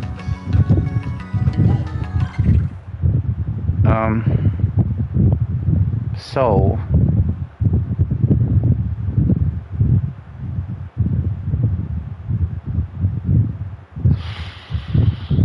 it's just interesting to hear different speeds of the song. I guess that was my point.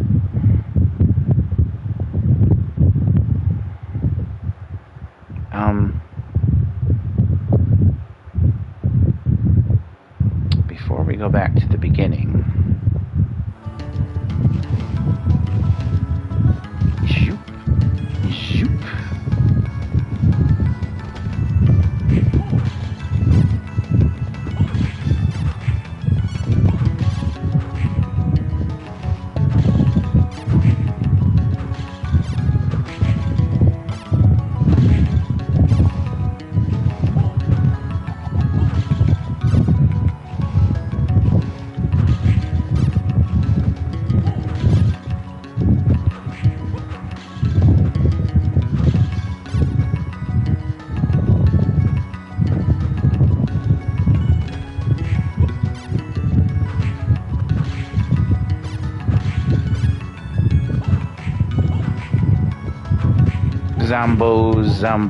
Zombos.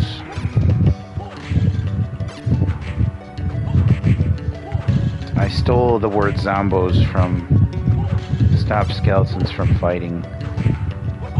Uncle Derek, Uncle D, Mr. McD. Mr. Unk D? I don't know. Maybe not. Flame armor. Sure. Flame on. Oh, that's right. I can't really... Yeah, I can only do this. Well.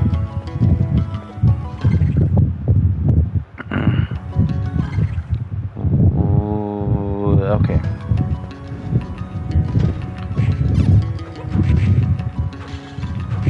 Specifically, in his old, back when he was HVGN, or Happy Video Game Nerd, he did a series called Is It Really That Bad? And he would probably still be doing it were it not for that series losing, or not being as viewed as his regular shows. Which, shame on you, everyone. Go watch Stop Skeletons from Fighting. He's got hundreds of awesome videos to watch. And I think his Is It Really That Bad series was very, very good.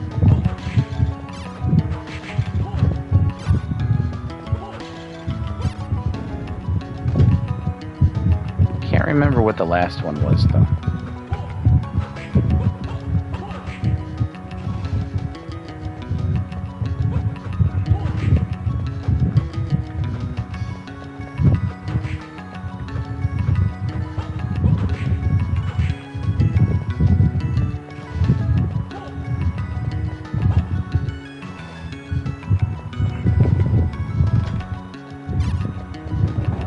Cookroom. I don't know why I keep saying Cookroom.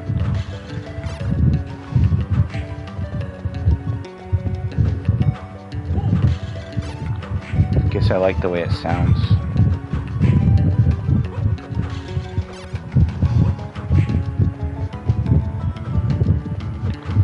I don't know if I'll do 3 hours. I just kind of want to get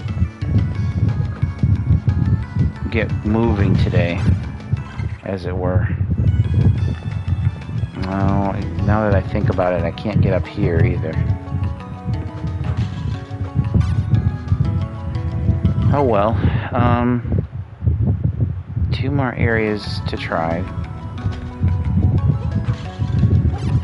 Okay, we got all our hearts though. Zombo Thief. Ironically, you might be the only thief in video games that doesn't steal anything.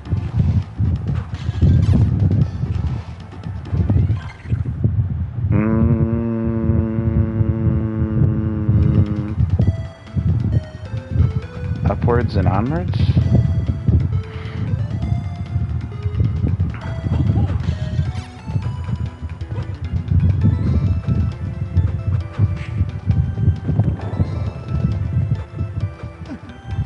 Ow.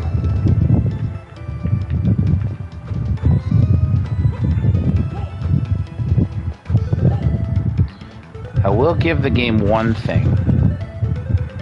I give it a few things, but the one thing in particular is when you get turned to stone, it looks like you're turned to stone.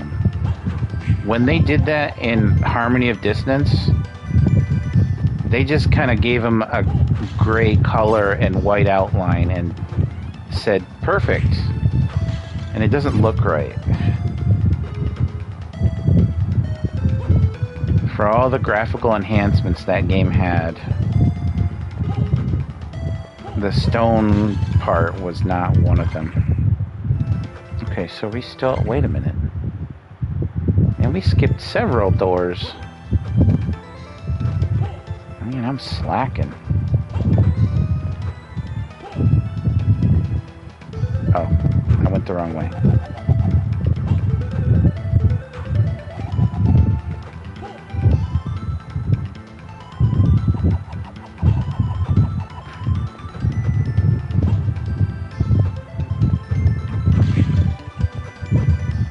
Ooh. Okay.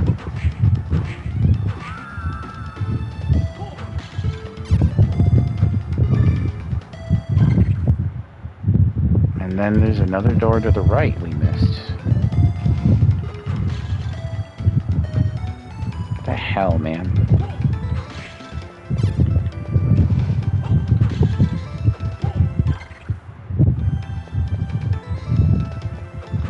Oh, we couldn't have gotten up there anyway, but hey, now we can.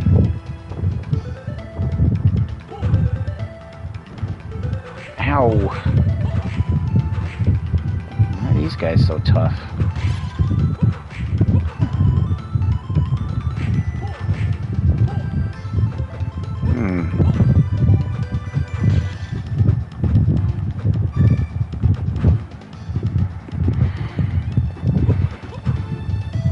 Okay, so that mystery solved.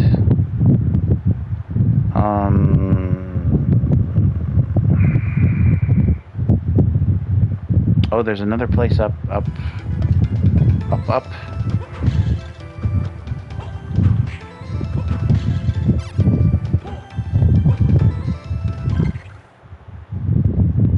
Okay, just up and left. Okay.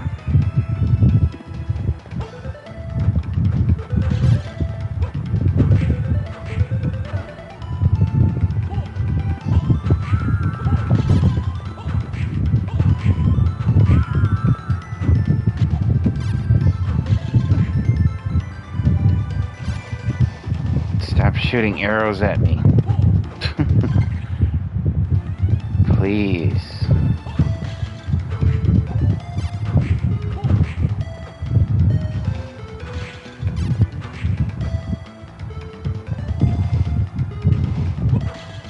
Okay, yep.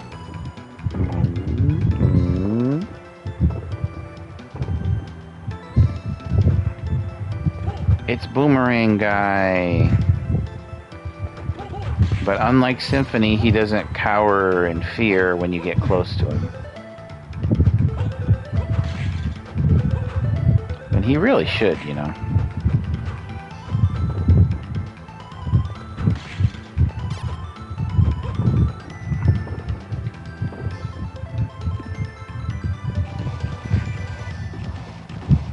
I do find it kind of ironic, though, that Maximilian is mainly known for being sort of a champion of the FGC, the fighting game community, which kind of bothers me that they have an acronym, but whatever.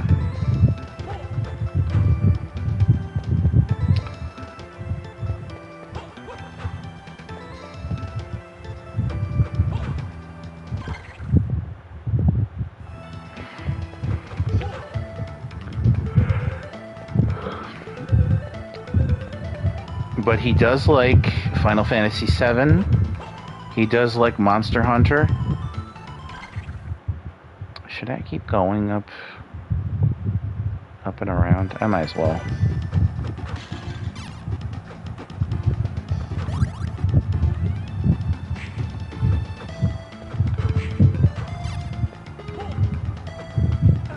Ow. Hot stuff. Hey, hot stuff. Stop doing that.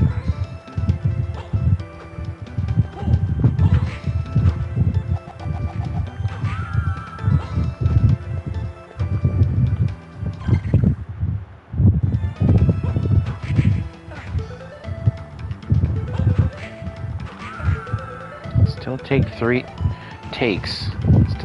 hits to kill that fire woman. Fire woman.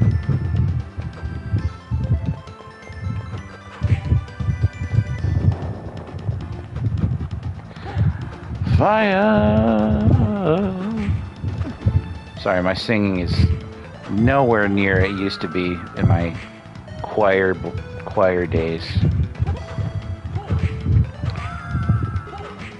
I promise I'll keep it to a minimum. But I can't promise I'll never do it again.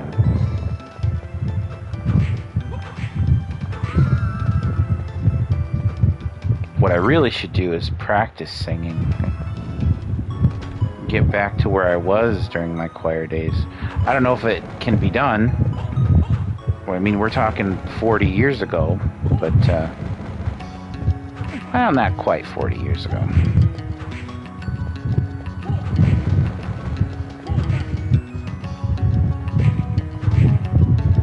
But up until 20 years ago, I could probably still belt out a high-pitched scream. So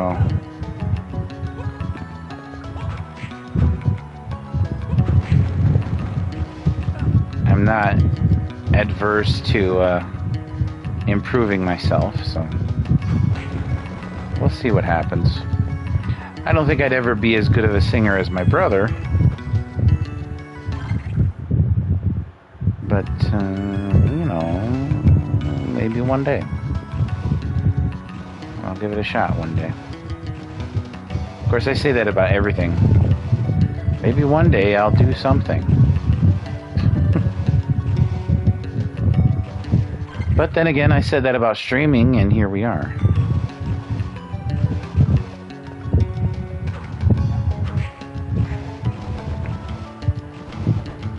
One hit, axe armor? One hit? Hold on. Let me check this. One hit axe armor, yay!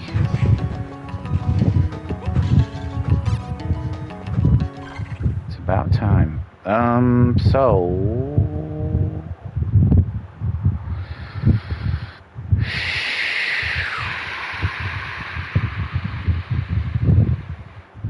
actually there's 2 or 3 places down there where I might be able to. Let's see. We'll check those out, and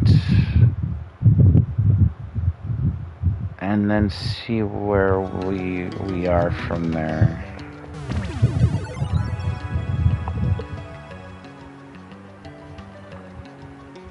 By the way, I didn't realize I had my metal playlist going on my phone. I have a playlist called #metal_every_day, but it's just #metal every day. It's not all one thing. Anyway, like the name says, I play it every day. I adjust it from here to here. What? I adjust it here and there, certain times, depending on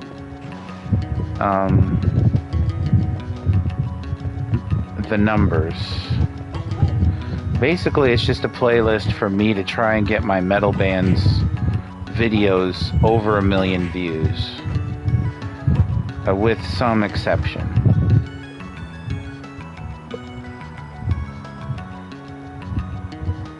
But I do watch it every day.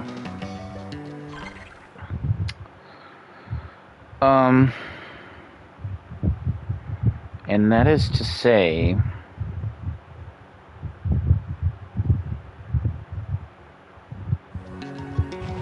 well, we might as well go all the way. That,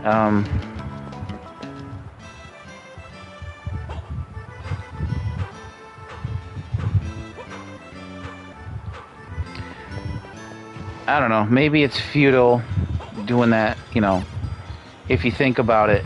You know, YouTube is the lowest paying entity for musicians. But, you know, maybe that's the reason I do it, you know. If they can get 1 million views on YouTube, then they could do it on any other platform. Spotify, Pandora, whatever else is out there.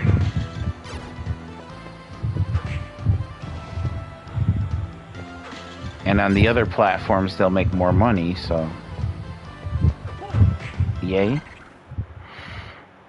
Okay, so the very bottom.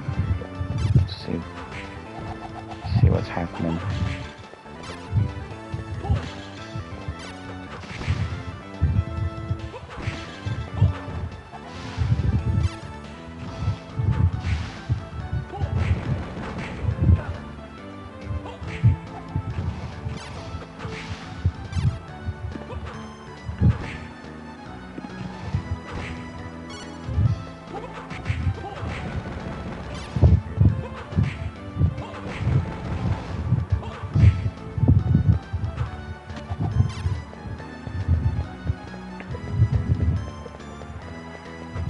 And, you know, hey, some are very, very close. I think we're only 2,000 away from, what is it, Soulfly's,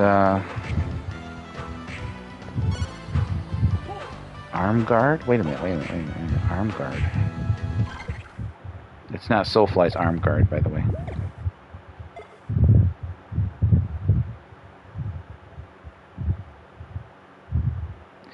Ten strength, 10 luck, but down 40 defense. Well, I couldn't have gotten Arm Guards earlier. It would make it a harder decision to switch.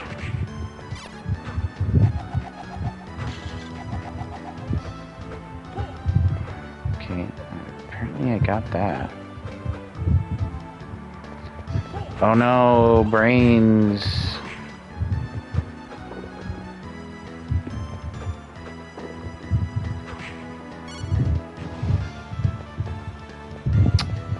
Still haven't got that ice card.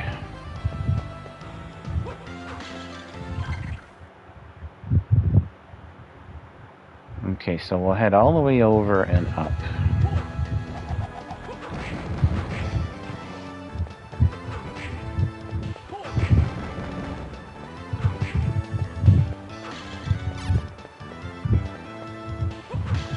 Every time I hear this song, I want to remix it in my head.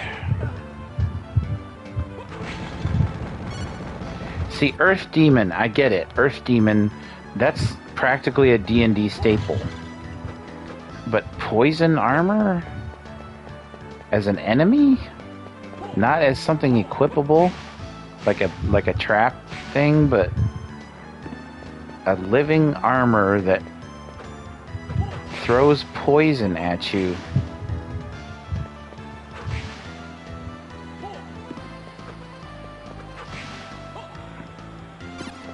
I don't know. Let's scratch my nose a bit.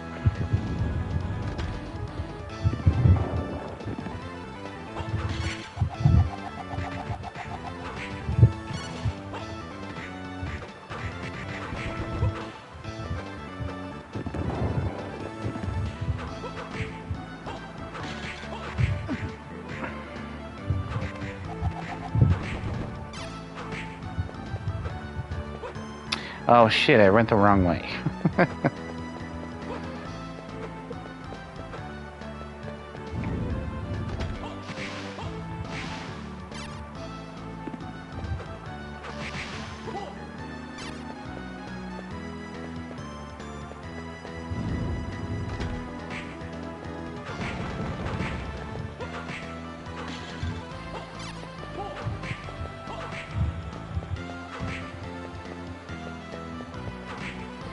I don't know if I want to annoy you with this. Well, I can't really do it right now. The zombies keep coming. Oh, I forgot to say, specifically where I say zombos from is,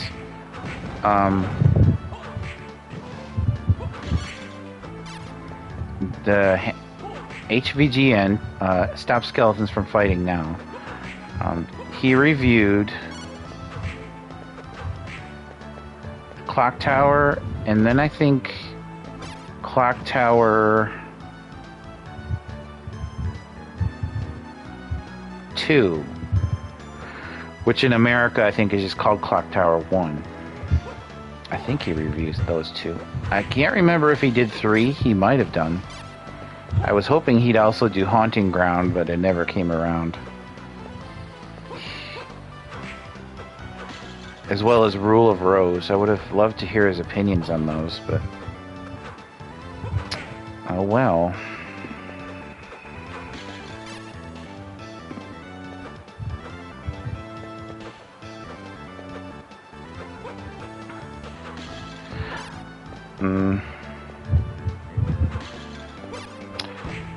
They were reviewing, or not reviewing, the really, Is It Really That Bad episode was Clock Tower 2, The Struggle Within, which is our Clock Tower 2, not the Japanese one.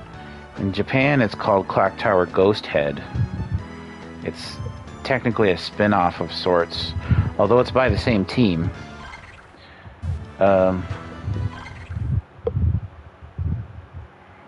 Very bottom.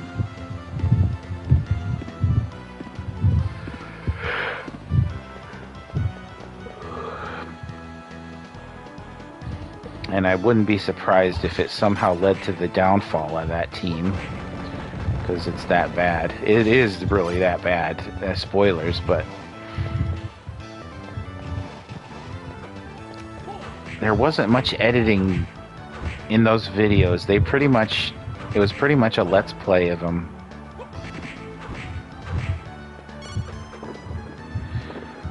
But it's still pretty entertaining. It was Derek and his partner in crime.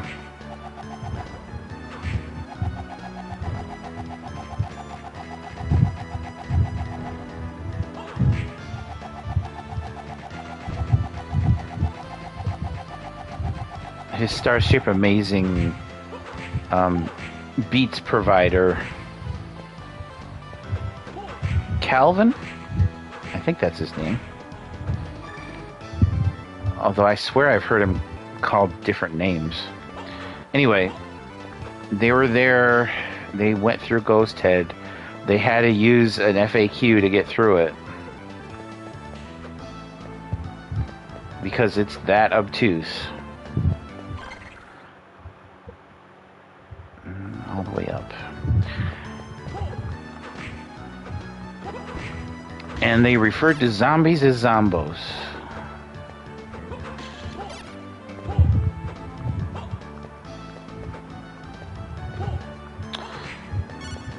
I do love that channel, though. I've had some... I've been kind of a dick to Derek in the past. Just saying... Just dumb comments. Like... I mean, I won't say them right now because it's kind of irrelevant, but... I mean, I wouldn't mind, because I don't really have anything to hide about it, because it happened and I was a dick, but... Just some of the stuff I say was just dumb. Criticizing him for shit that, you know, either wasn't his fault or was just something he was interested in that I didn't like. So, just dumb. I was just being an idiot. We've since hashed it out, actually, on Twitter. And I say hashed it out, that means it sounds like... That makes it sound like somehow that we fought about it. But no, it was just we talked, and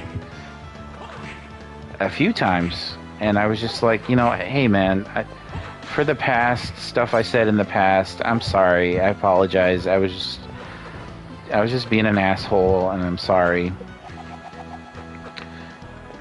And he was like,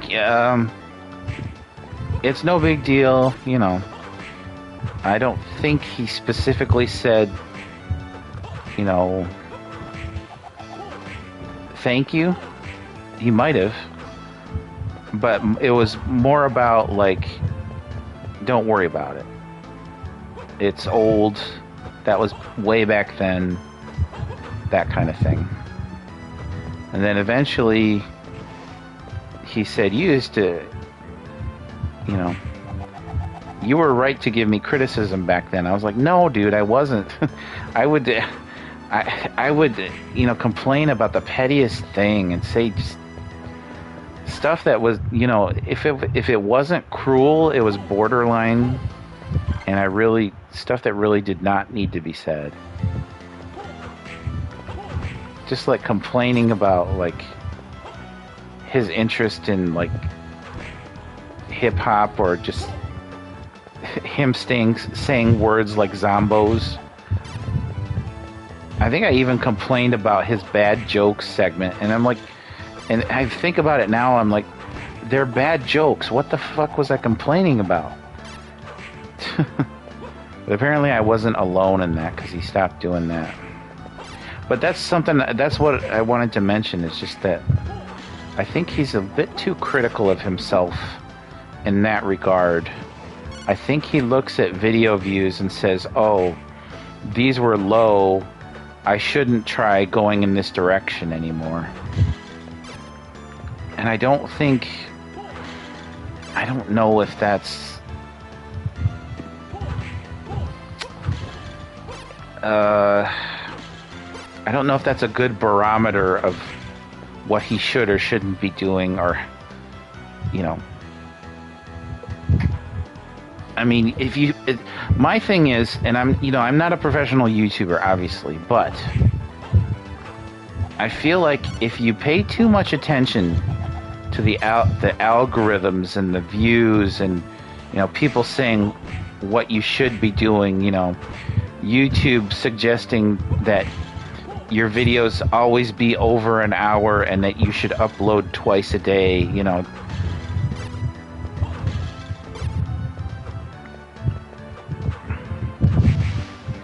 If you pay too much attention to that stuff, I think it kind of ruins your style, if not your approach. Because you're constantly, like, wondering what people think about you, or, you know.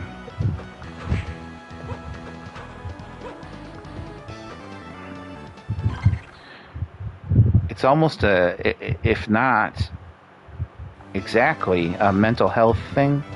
Like, to me, I've spent a lot of my life just not giving a fuck about things. And I know it's easy for me to do that, but some people kind of internalize bad stuff, or maybe they're genuinely were diagnosed with depression or anxiety, or both, and they just, which I was actually, but that's neither here nor there. I'm just saying, it's easy for me to trivialize these kinds of things, and they most certainly should not be. But I think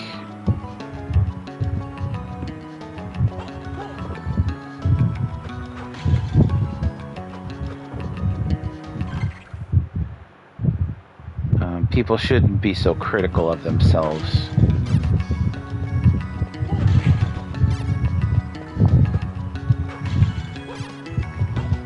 There is something to be said for, making niche content for niche people and it not reaching anyone. But there is also something to be said about passion.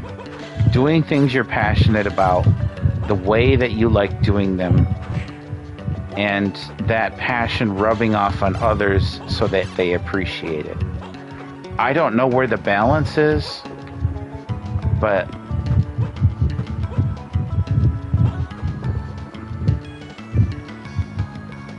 I do think he worries about the little things too much. I asked him in an FAQ video, is there any chance of, that Happy Video Game Nerd Blu-ray happening? And he was just like, no, there didn't seem to be much interest. I think they had a crowdfunding thing going on, and it just didn't meet its goals. I don't know if they were close. They may have only been like halfway or less. I don't remember, honestly, but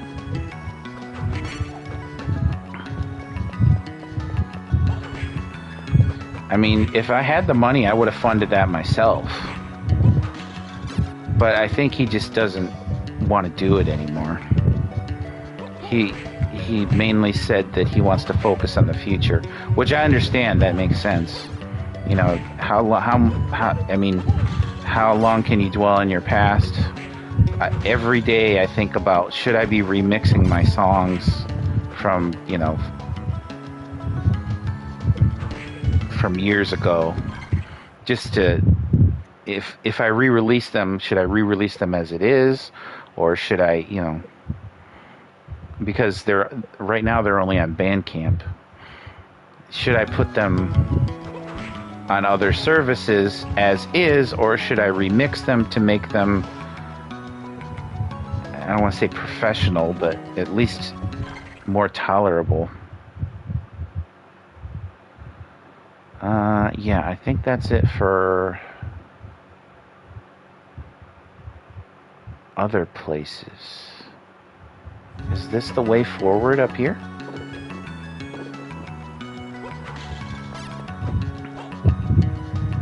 I think...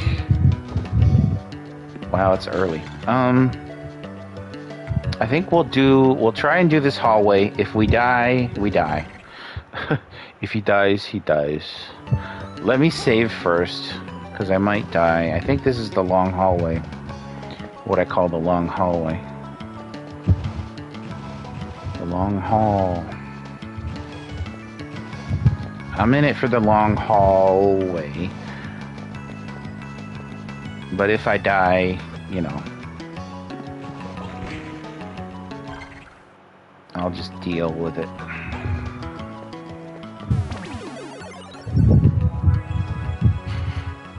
Because it is kind of early for me, and I don't want to stay up all night, much as I'd like to.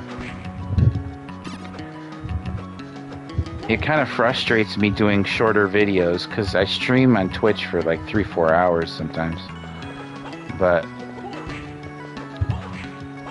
YouTube is kind of a different animal, and I'm still kind of reacclimating myself to everything.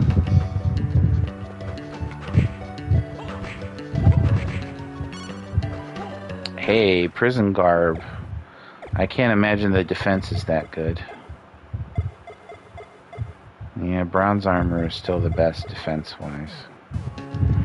I'm all about that defense. The best offense is a good defense. Am I right or am I right or am I right? Right.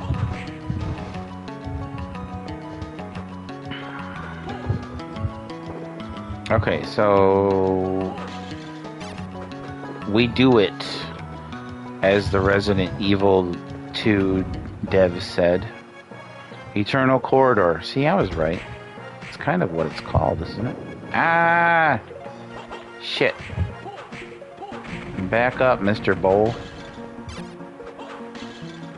See, now this background is pretty cool.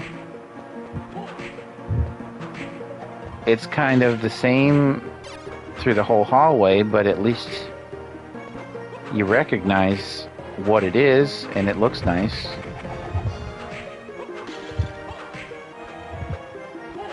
Some nice fires going on in the background. You got your original song. Very, very good original song.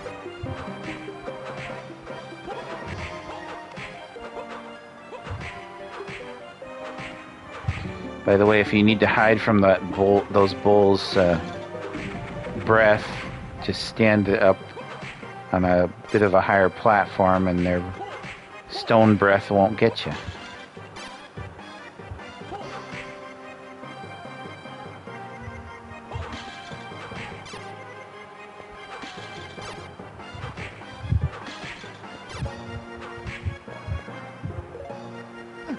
Ouch.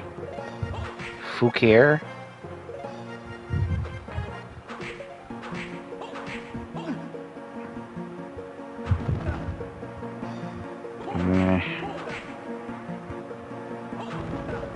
Ow.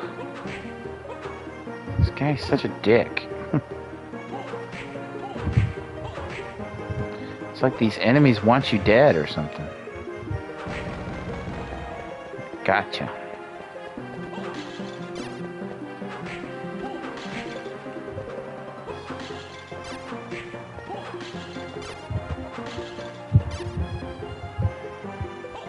Oh, werebear. 3, 4, 5, 6. 6 hits for these.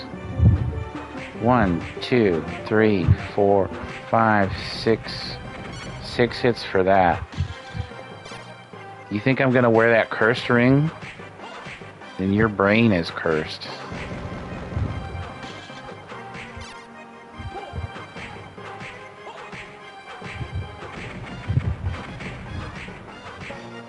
Look at him lumbering along, though, so slowly. In reality, if a bear started chasing you, bears are frickin' fast.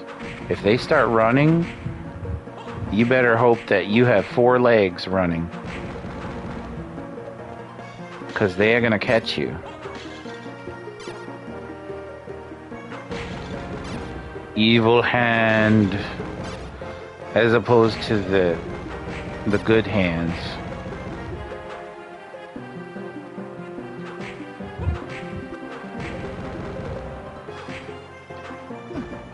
Ah. Ow.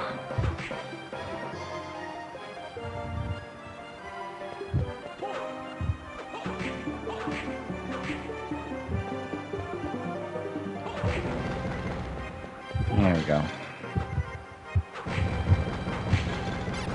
All these enemies go down in flames. Just like the band went down in flames, went down in flames. No, that's not true. Only partially. This enemy is such bull.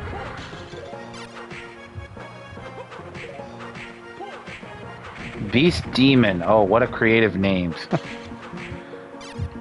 And I don't know why they call this Gorgon. A Gorgon is a Medusa monster, right? Why would they call that a Gorgon? I mean, yeah, its breath turns you to stone, but that doesn't mean it's a Gorgon. Unless they misspelled Gordon. The bull's name is Gordon. Gordon the bull. Secret room. Shit. Ah.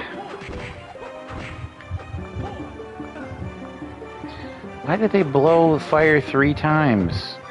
When have they ever done that in Castlevania? Never. Either they shoot fireballs. Boy, I am low health. Either they shoot fireballs, 3 of them, or they blow fire once. They don't blow fire 3 times. I don't know. Some people.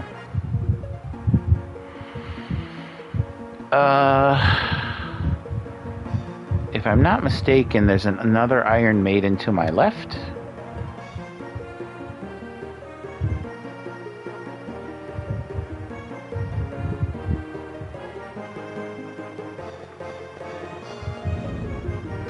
Yep. So we can't get in there. Excuse me.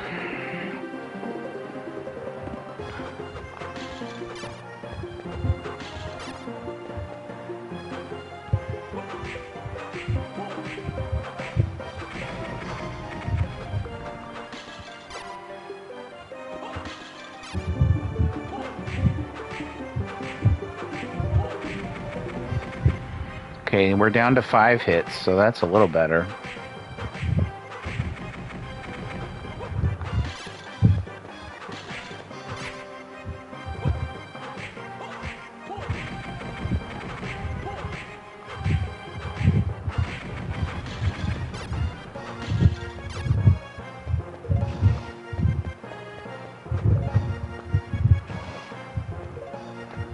And,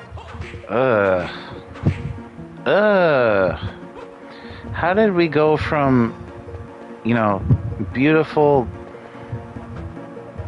columns with knights in the background to, sewer pipes? Why would you do that? Oh yeah, you got your statues here, but you get this looks like sewer pipe. Nasty.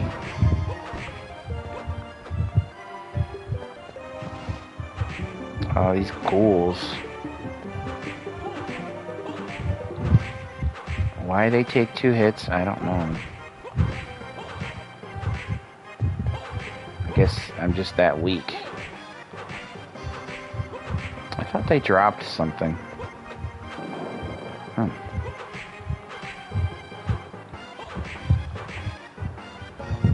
I suppose I could check the actual bestiary that they put in the game. See if...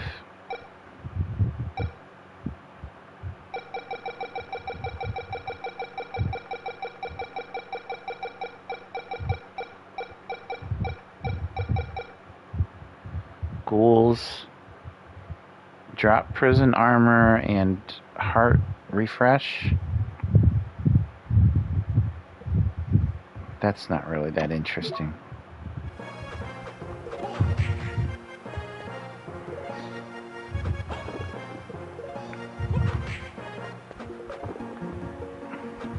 Okay, heart smacks. Let's see what's in the breakable wall.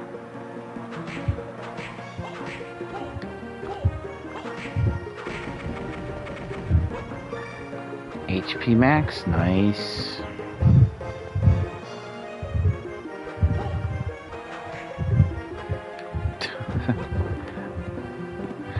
I keep wanting to say ew.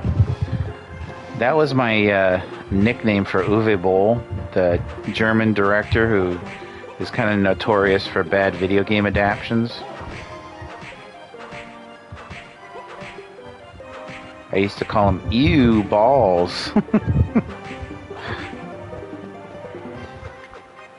Nowadays it doesn't matter though. He was kind of... They got rid of his German grant money to make money off of movies that lose money. And he hasn't really directed a film that I know of since. At least not Hollywood ones. He's done like some direct-to-video stuff. So, for better or for worse, we kind of forced him to stop making game adaptions. Underground waterway. More green. I don't understand why we have to wander around in Dracula's sewers.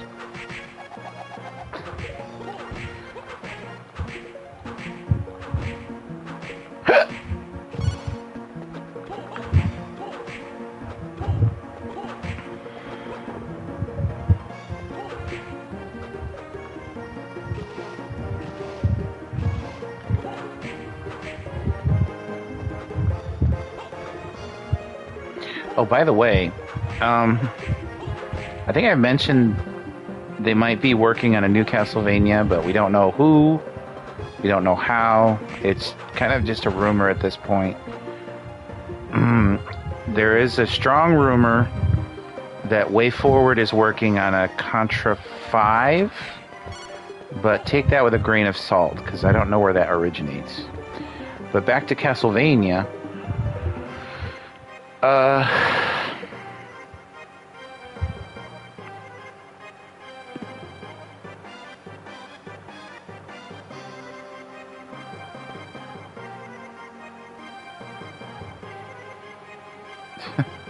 Shit, I thought I lost my train of thought.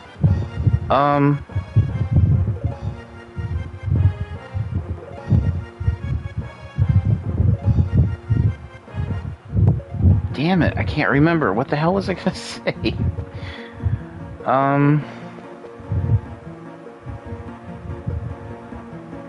That Contra comment threw me off. And I made the comment. Shit.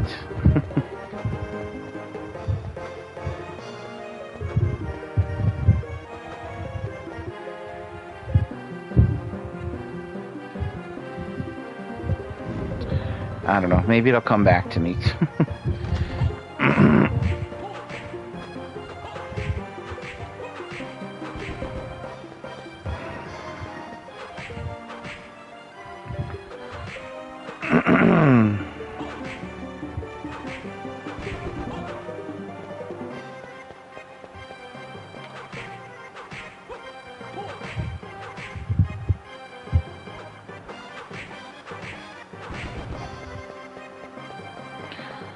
There was a thing where the God of War producer said he would like to work on a new Castlevania. Of course, his studio is owned by Sony, so it would have to be an exclusive. But then again, as far as we know, the Silent Hill 2 remake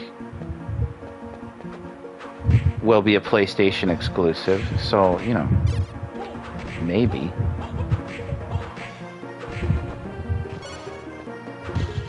Oh, I remember what I was going to say. There's no direct new Castlevania news. However, they are making a physical version of Getsu Fumaden, the new one, and I think it includes the original. I think it's called Undying Moon as a subtitle. But if you don't know, Getsu Fumaden is sort of like... It's a game that I think was worked on by some of the original Castlevania team. I could be mistaken, but certainly some of the gameplay feels like it. So the original is very old school, but there is an overworld map, so it's kind of cool and different in that respect. So for all intensive purposes, intensive purposes or intense in purposes? I don't know. Anyway, it's pretty much like a samurai Castlevania. Because it involves, demons and monsters and a hero trying to defeat them. So, it's worth checking out. I know I'm going to check it out. That's one of the things on my buy list is Getsu Fumaden. Then there's the Double Dragon Gaiden Rise of the Dragons. Although I thought there was a game called Rise of the Dragons, but maybe I'm thinking of Rage of the Dragons for Neo Geo. I don't know. I could be totally wrong, which sometimes is the case. Well, see, look at this background. We just got out of the sewer. Now look at this: rose windows, stained glass. This is beautiful.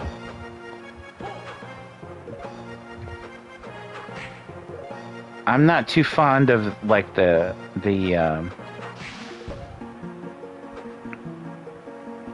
rest of it. I mean, the pillars are kind of dull with a sort of yellow. I guess it's supposed to be gold, but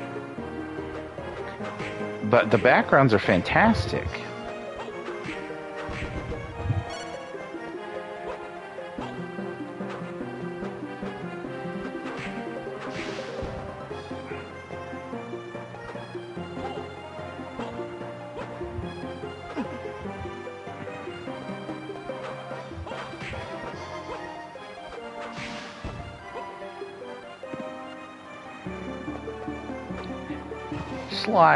Slide. So, yeah, everyone check out Getsu Fumaden. Like I say, I'm also interested in the new Double Dragon, which I think comes out somewhat soon. You can pre-order it. And it'll be nice to have Getsu Fumaden, especially the original, which was never localized. I think it came out in 1987 or 88 in Japan. So, get on that. If it includes both the new game and the old game, so you might as well snatch it up. Like the snatch that we are. Sorry. And, personally, I gotta get Advance Wars. Because this is important. We want Nintendo to understand that Way Forward makes good games and that people like them. I think that's why they were chosen to do Advance Wars in the first place.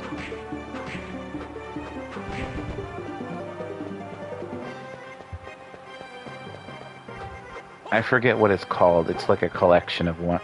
Advance Wars 1 and 2. Reboot Camp, that's it. So I recommend people get those as well.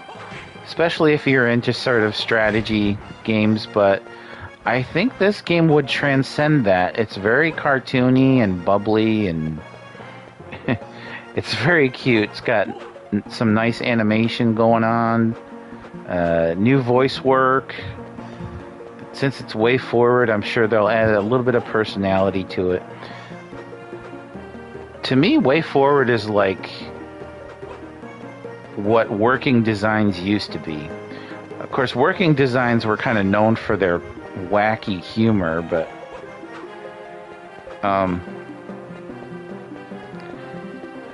that's not really what I mean about Way Forward. They kind of have a standard of quality that Working Designs had when they were localizing games. Of course, Way Forward makes their own games, which I don't think Working Designs ever did. If they did, you correct me on that, please. what did this look like down here? Okay, more rose windows. Or not rose windows. Stained glass. Kind of muddy, but they look nice, and they're nice backgrounds.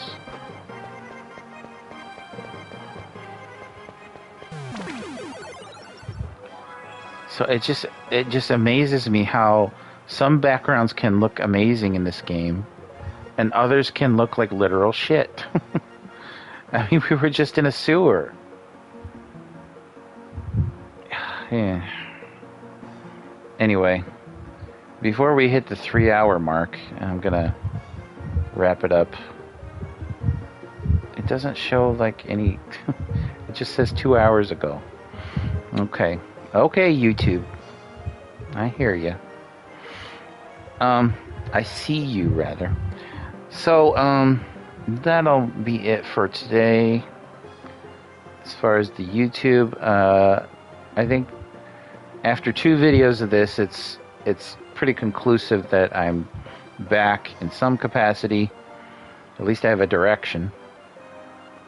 I would have thought maybe I should have probably done Symphony of the Night first, now that I think about it, but that's alright.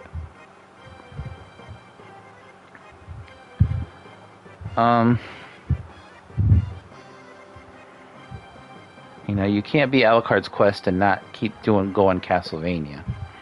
I did wanna keep going with Mega Man kinda, but I'm kinda doing that on Twitch, even though every time I start something on Twitch, I tend to not finish it because something else comes out. So that's why I have different content between YouTube and Twitch. That and that Twitch doesn't like when you post the same content elsewhere. Anyway. We saved, didn't we? Yeah, we must have. So, that'll be it.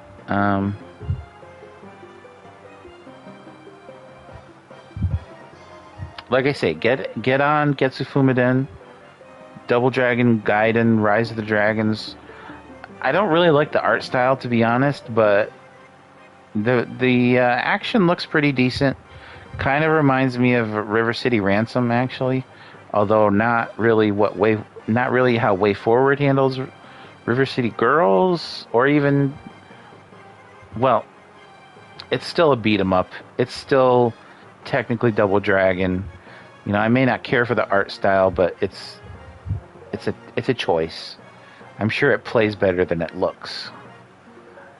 You know, they God, it's just like the old days again. They have so many Double Dragons by so many different companies, and none of them look like anything else.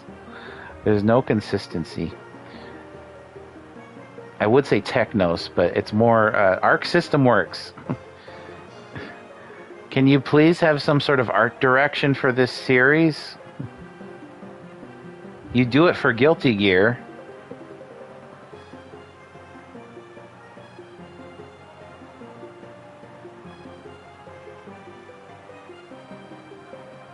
They made a great Contra game, by the way, Arc System Works, in the Guilty Gear style.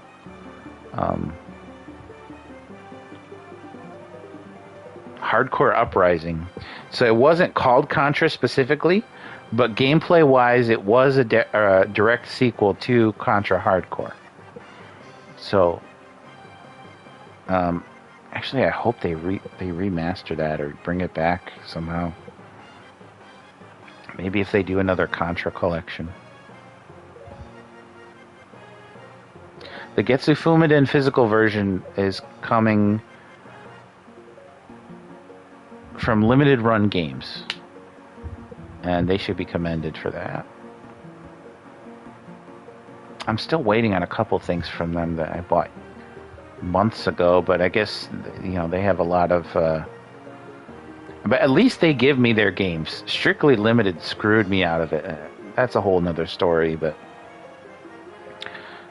and Advance Wars.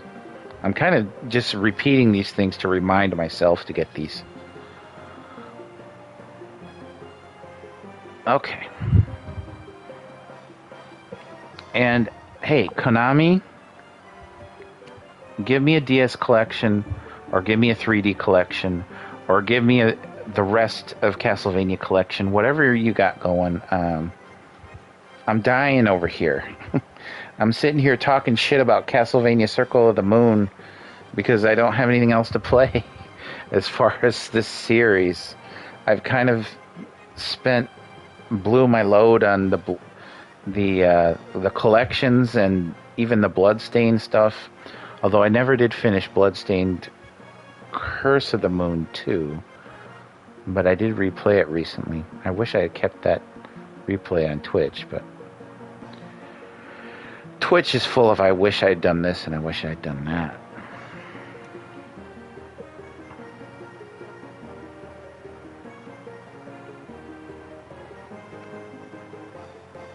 But if you don't want to give me Castlevania collections, Konami, I understand.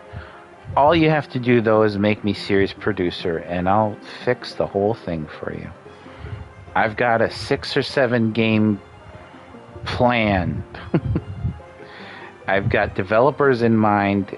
I've got graphic styles in mind. I've got remakes and HD remasters and collections, and I've got it all planned out. I could make Castlevanias for everyone. Start out on small budgets and work my way up.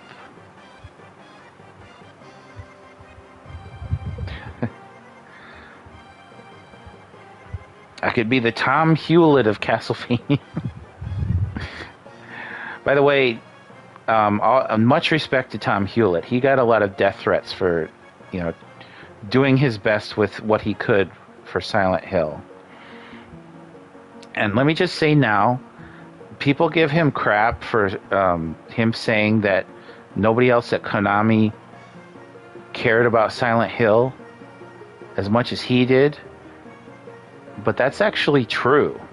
He would go to his bosses and say, hey, I've got the story planned out for this, and here's the corrections I want made for the Silent Hill HD collection. And they'd ask him, why do you care? They literally asked him, I think, questions to that effect. Like, why do you care? Why are you even trying? So, that's why he said he wasn't being hyperbolic. He was the only one who cared. Because Konami Japan just kind of wiped their hands of the series and say, you guys do it. Budget time, the rest is up to you. And Tom Hewlett was like, oh, well, maybe I could do this, maybe I could do that. And then, oh, people didn't like this about the last game. Maybe I can improve that for the next one, And he tried. He tried. He doesn't deserve death threats. He's a good guy. Leave him alone.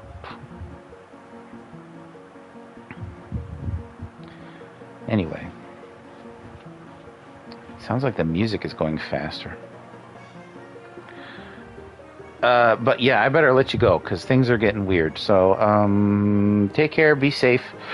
I'll probably see you again on Twitch.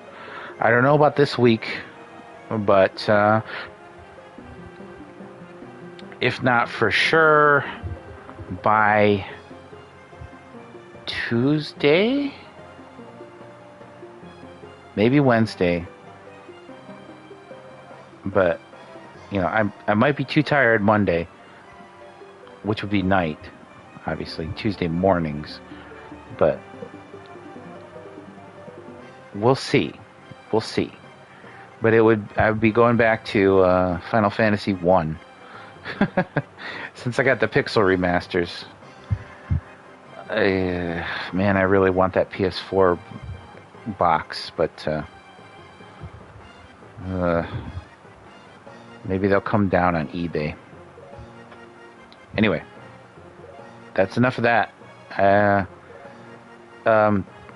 Oh shoot, we're on YouTube. Like, comment, subscribe, share, hit the notification bell. Make clips at I don't know.